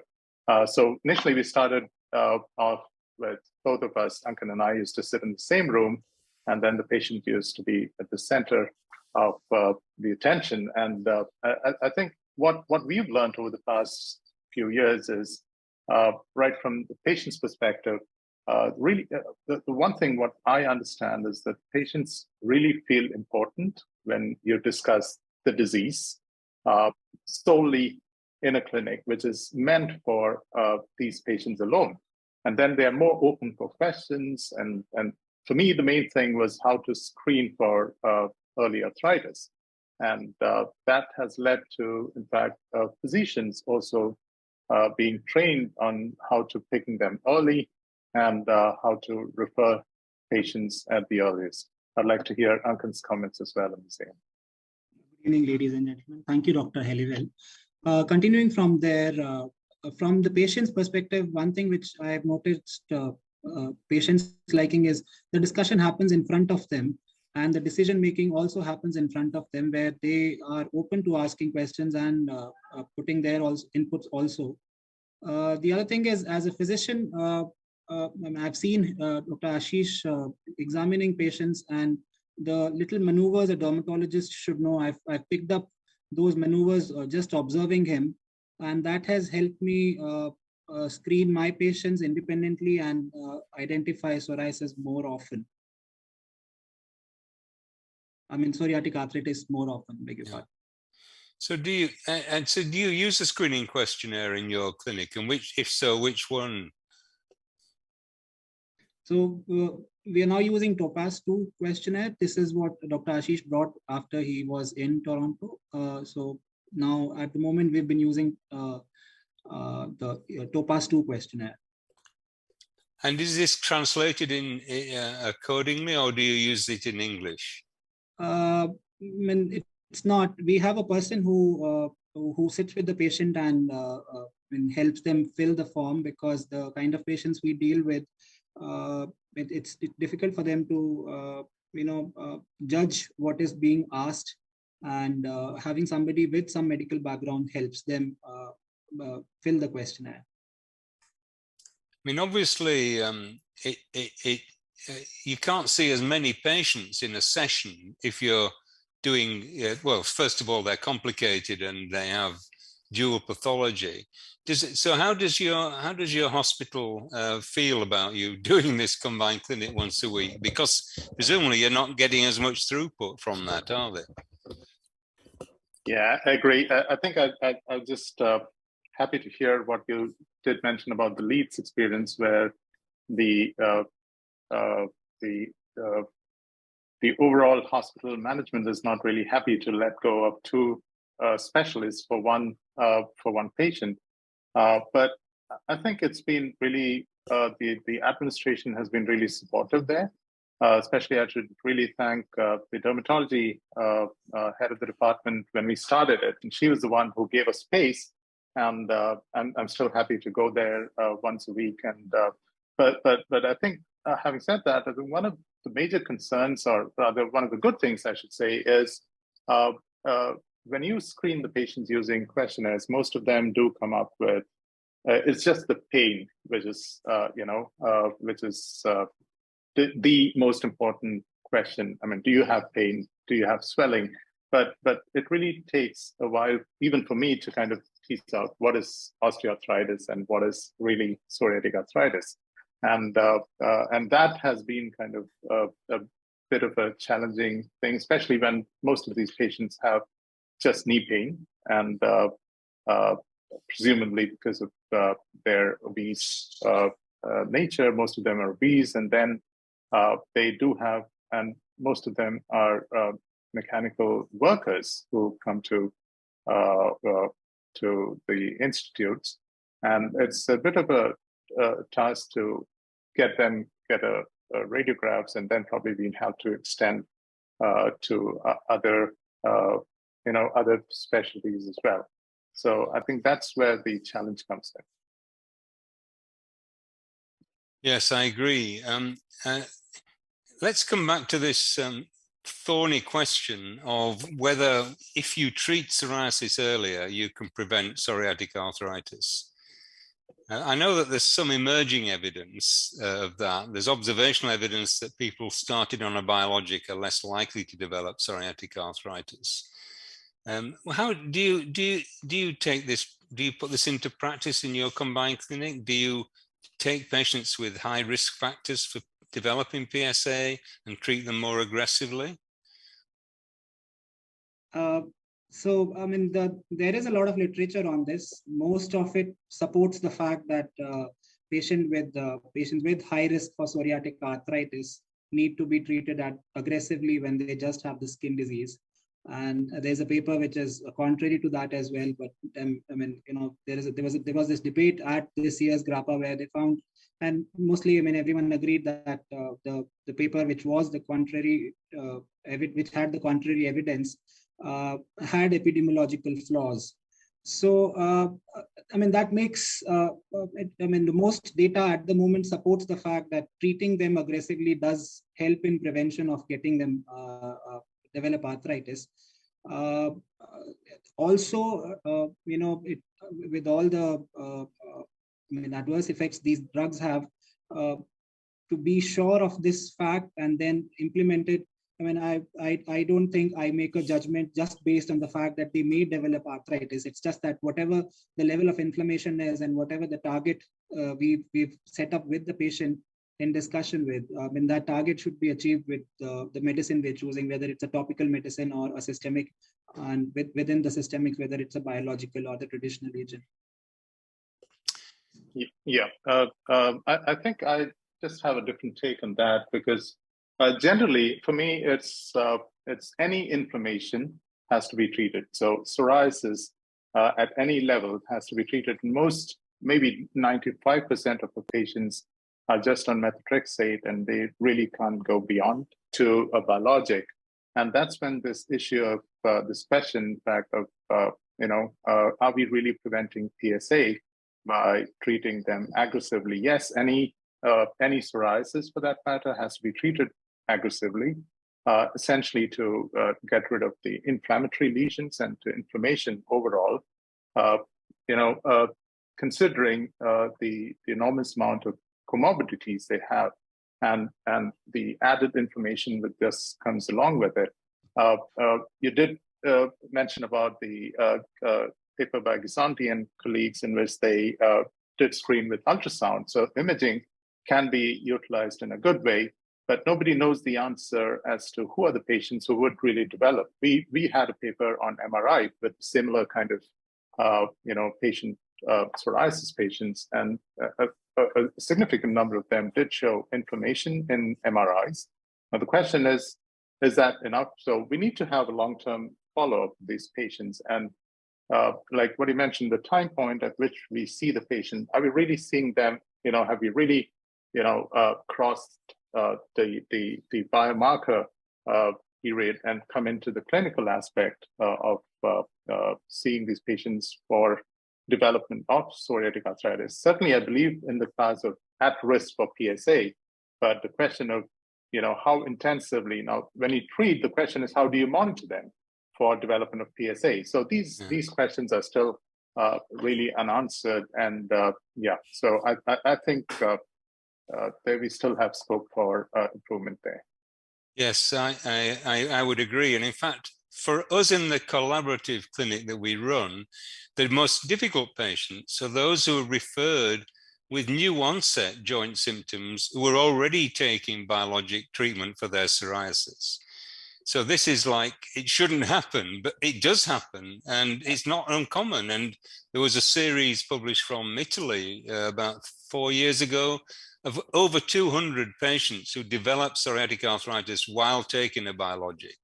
So it clearly isn't the final answer, but we look forward to more data on that, really. I was going to say, when you were talking about MRI and ultrasound there, I think there are 2 points here. There's a research scenario, as you've just described, but there's a clinical scenario. So what investigations would you like your dermatologist to do before referring patients to you with a possible diagnosis of psoriatic arthritis? Should they do anything, or should they just refer, or should they do X-rays, blood tests, or whatever? What's your preference? So having run this combined clinic over the years, we've seen a remarkable change in the way dermatologists are approaching these patients who have joint pains. And like way back in 2016, not way back, I mean, at least 4 or 5 years ago, they just used to refer saying, patient has joint pain, all yours. And then it's slowly kind of evolved into taking an X-ray, getting all the bloods done, and then writing again a query OA. So you can see that kind of explanatory increase in the awareness among the dermatologists, and that has been really helpful for me because it saves patients time. Of course, when the patient has axial disease, that's a different discussion altogether. I really don't want to get into it, but at least for peripheral joints and enthesitis and dactylitis, our dermatologists have been really helpful that way, and it really reduces my load to the important discussion between OA versus PSA. Sure. And what specific bloods would you like to see, Ashish? So generally, most of our patients are, generally we start with the whole debate was initially will be topicals versus a real conventional DMARDs if the patient has any amount of joint symptoms. So we generally do the regular hemoglobin, total WBC count, and just start with liver enzyme, and of course the screening for bloodborne viruses, and just an X-ray. And then once the patients come to me, probably we can go through them all over again. When Ankan is sitting next to me, we do have this debate about topicals versus systemic. And if we agree on systemic, then probably, depending on what we give, we probably would like to do IGRA or even a mantle test, and then take it from there. Do you ask for a rheumatoid factor? Would you like to see that? Well, not regularly. Right. I really don't ask for it unless you have, unless I have it out of rheumatoid arthritis, which seldom happens when you have an enthesitis or a dactylitis, for instance. Sure. Well, there's a question that's come in on the chat about what you've just said from Dr. Jagannath. Can subclinical inflammation of joints be picked up if we do routine ultrasound for a patient with only psoriatic skin presentation? That's a great question, and that is what I was kind of alluding to in terms of the subclinical inflammation. Surely we can, but the question is, are you really going to treat, and to what extent would you like to treat? And then the question is, if you treat, would you like to follow them up and see if the inflammation or inflammatory markers in terms of the markers or the the ultrasound or MRI for that instance,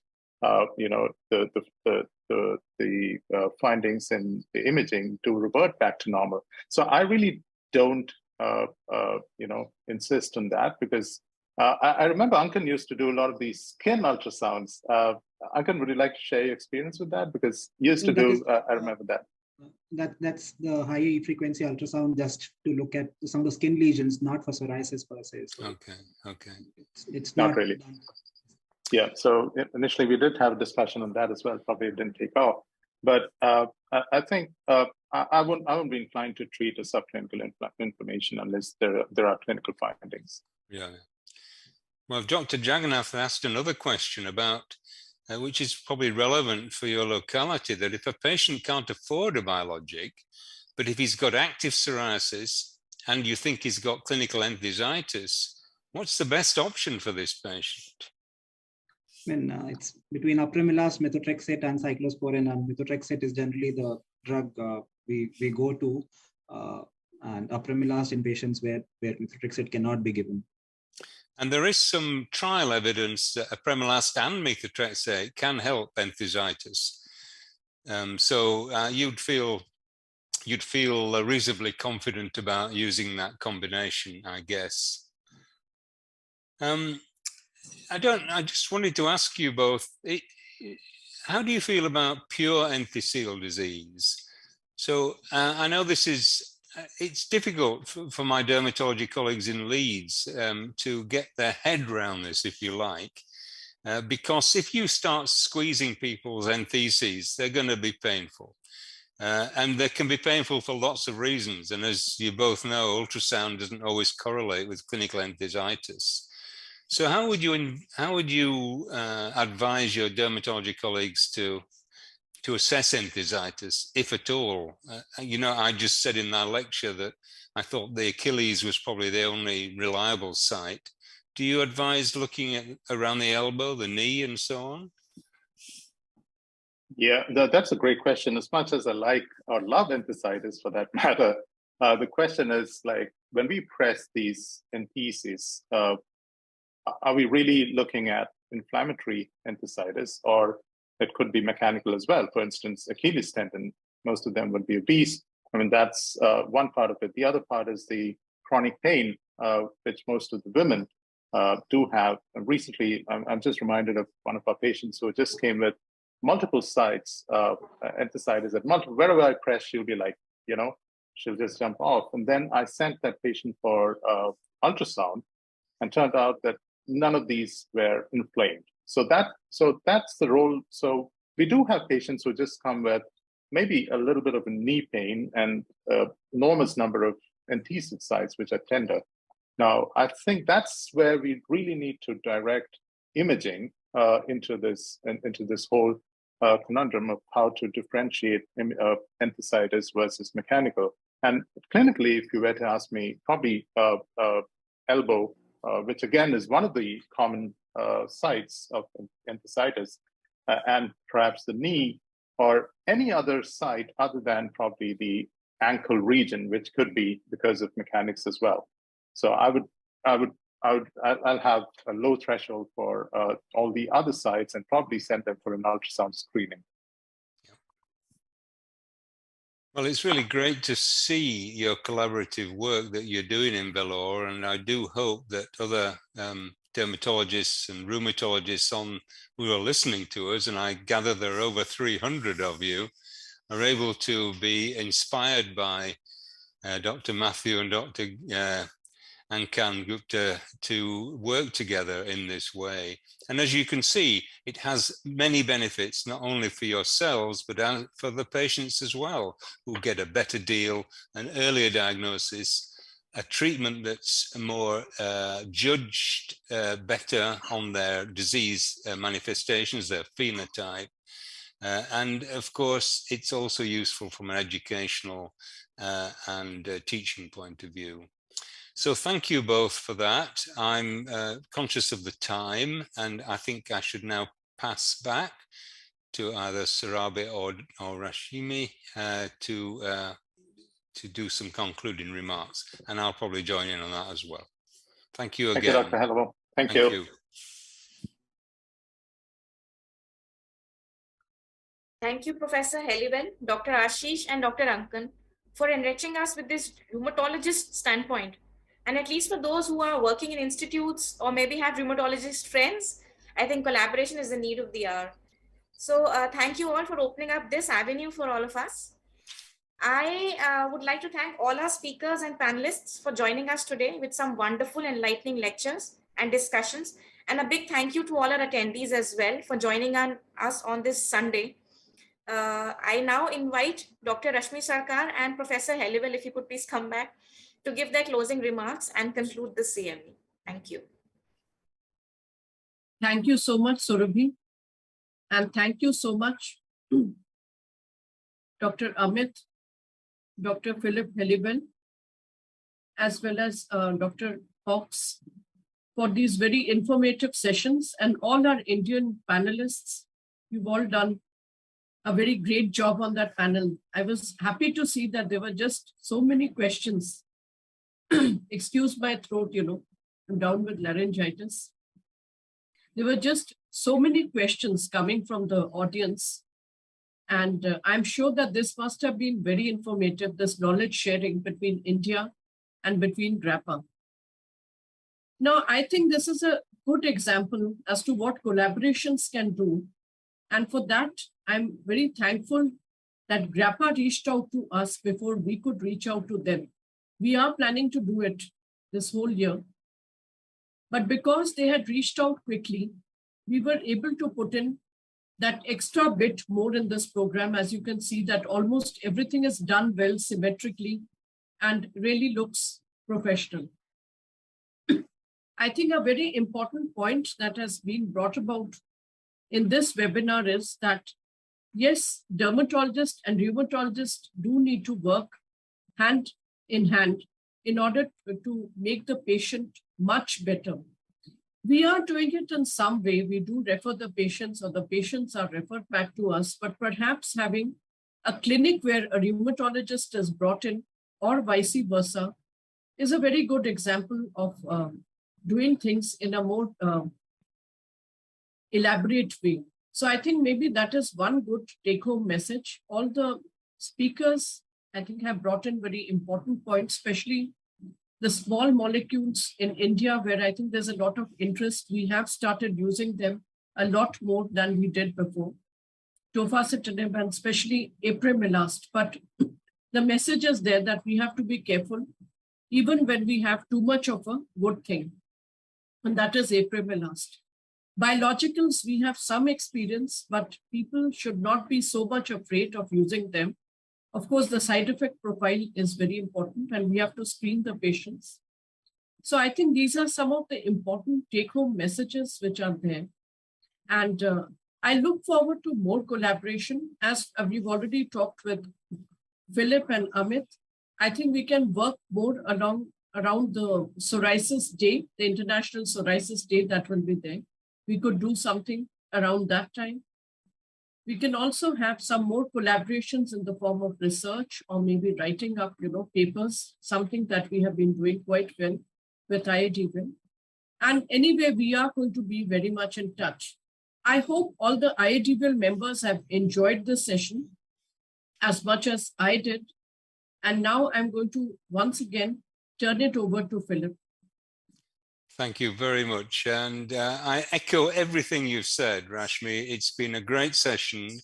And I too have some thanks. Similarly, I do like to thank my GRAPPA colleagues, Amit and Jason, for their great work and great presentations.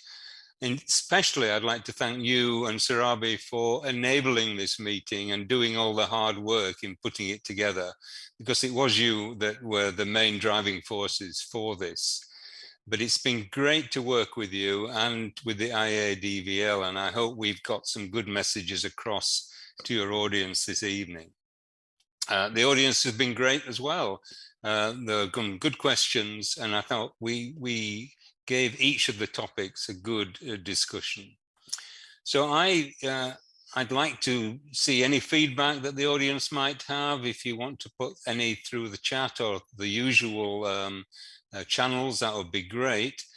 And I echo your sentiments that it would be great to have further collaboration between our two organizations, and maybe even bring in the Indian Society for Rheumatology as well at some point. So yes, from me, thank you very much again. Great session, great subjects, great collaboration, and I wish you all a good evening. It's just about to start for me, and it's just about to finish for you. Thank you. Thank you. I'd also like to give a big word of thanks to my colleague, Dr. Surabhi Senna, who's helped to collaborate the entire thing from the Leadership Pipeline Committee. And also a big word of thanks to Regalis, our academic partner in this. Thank you.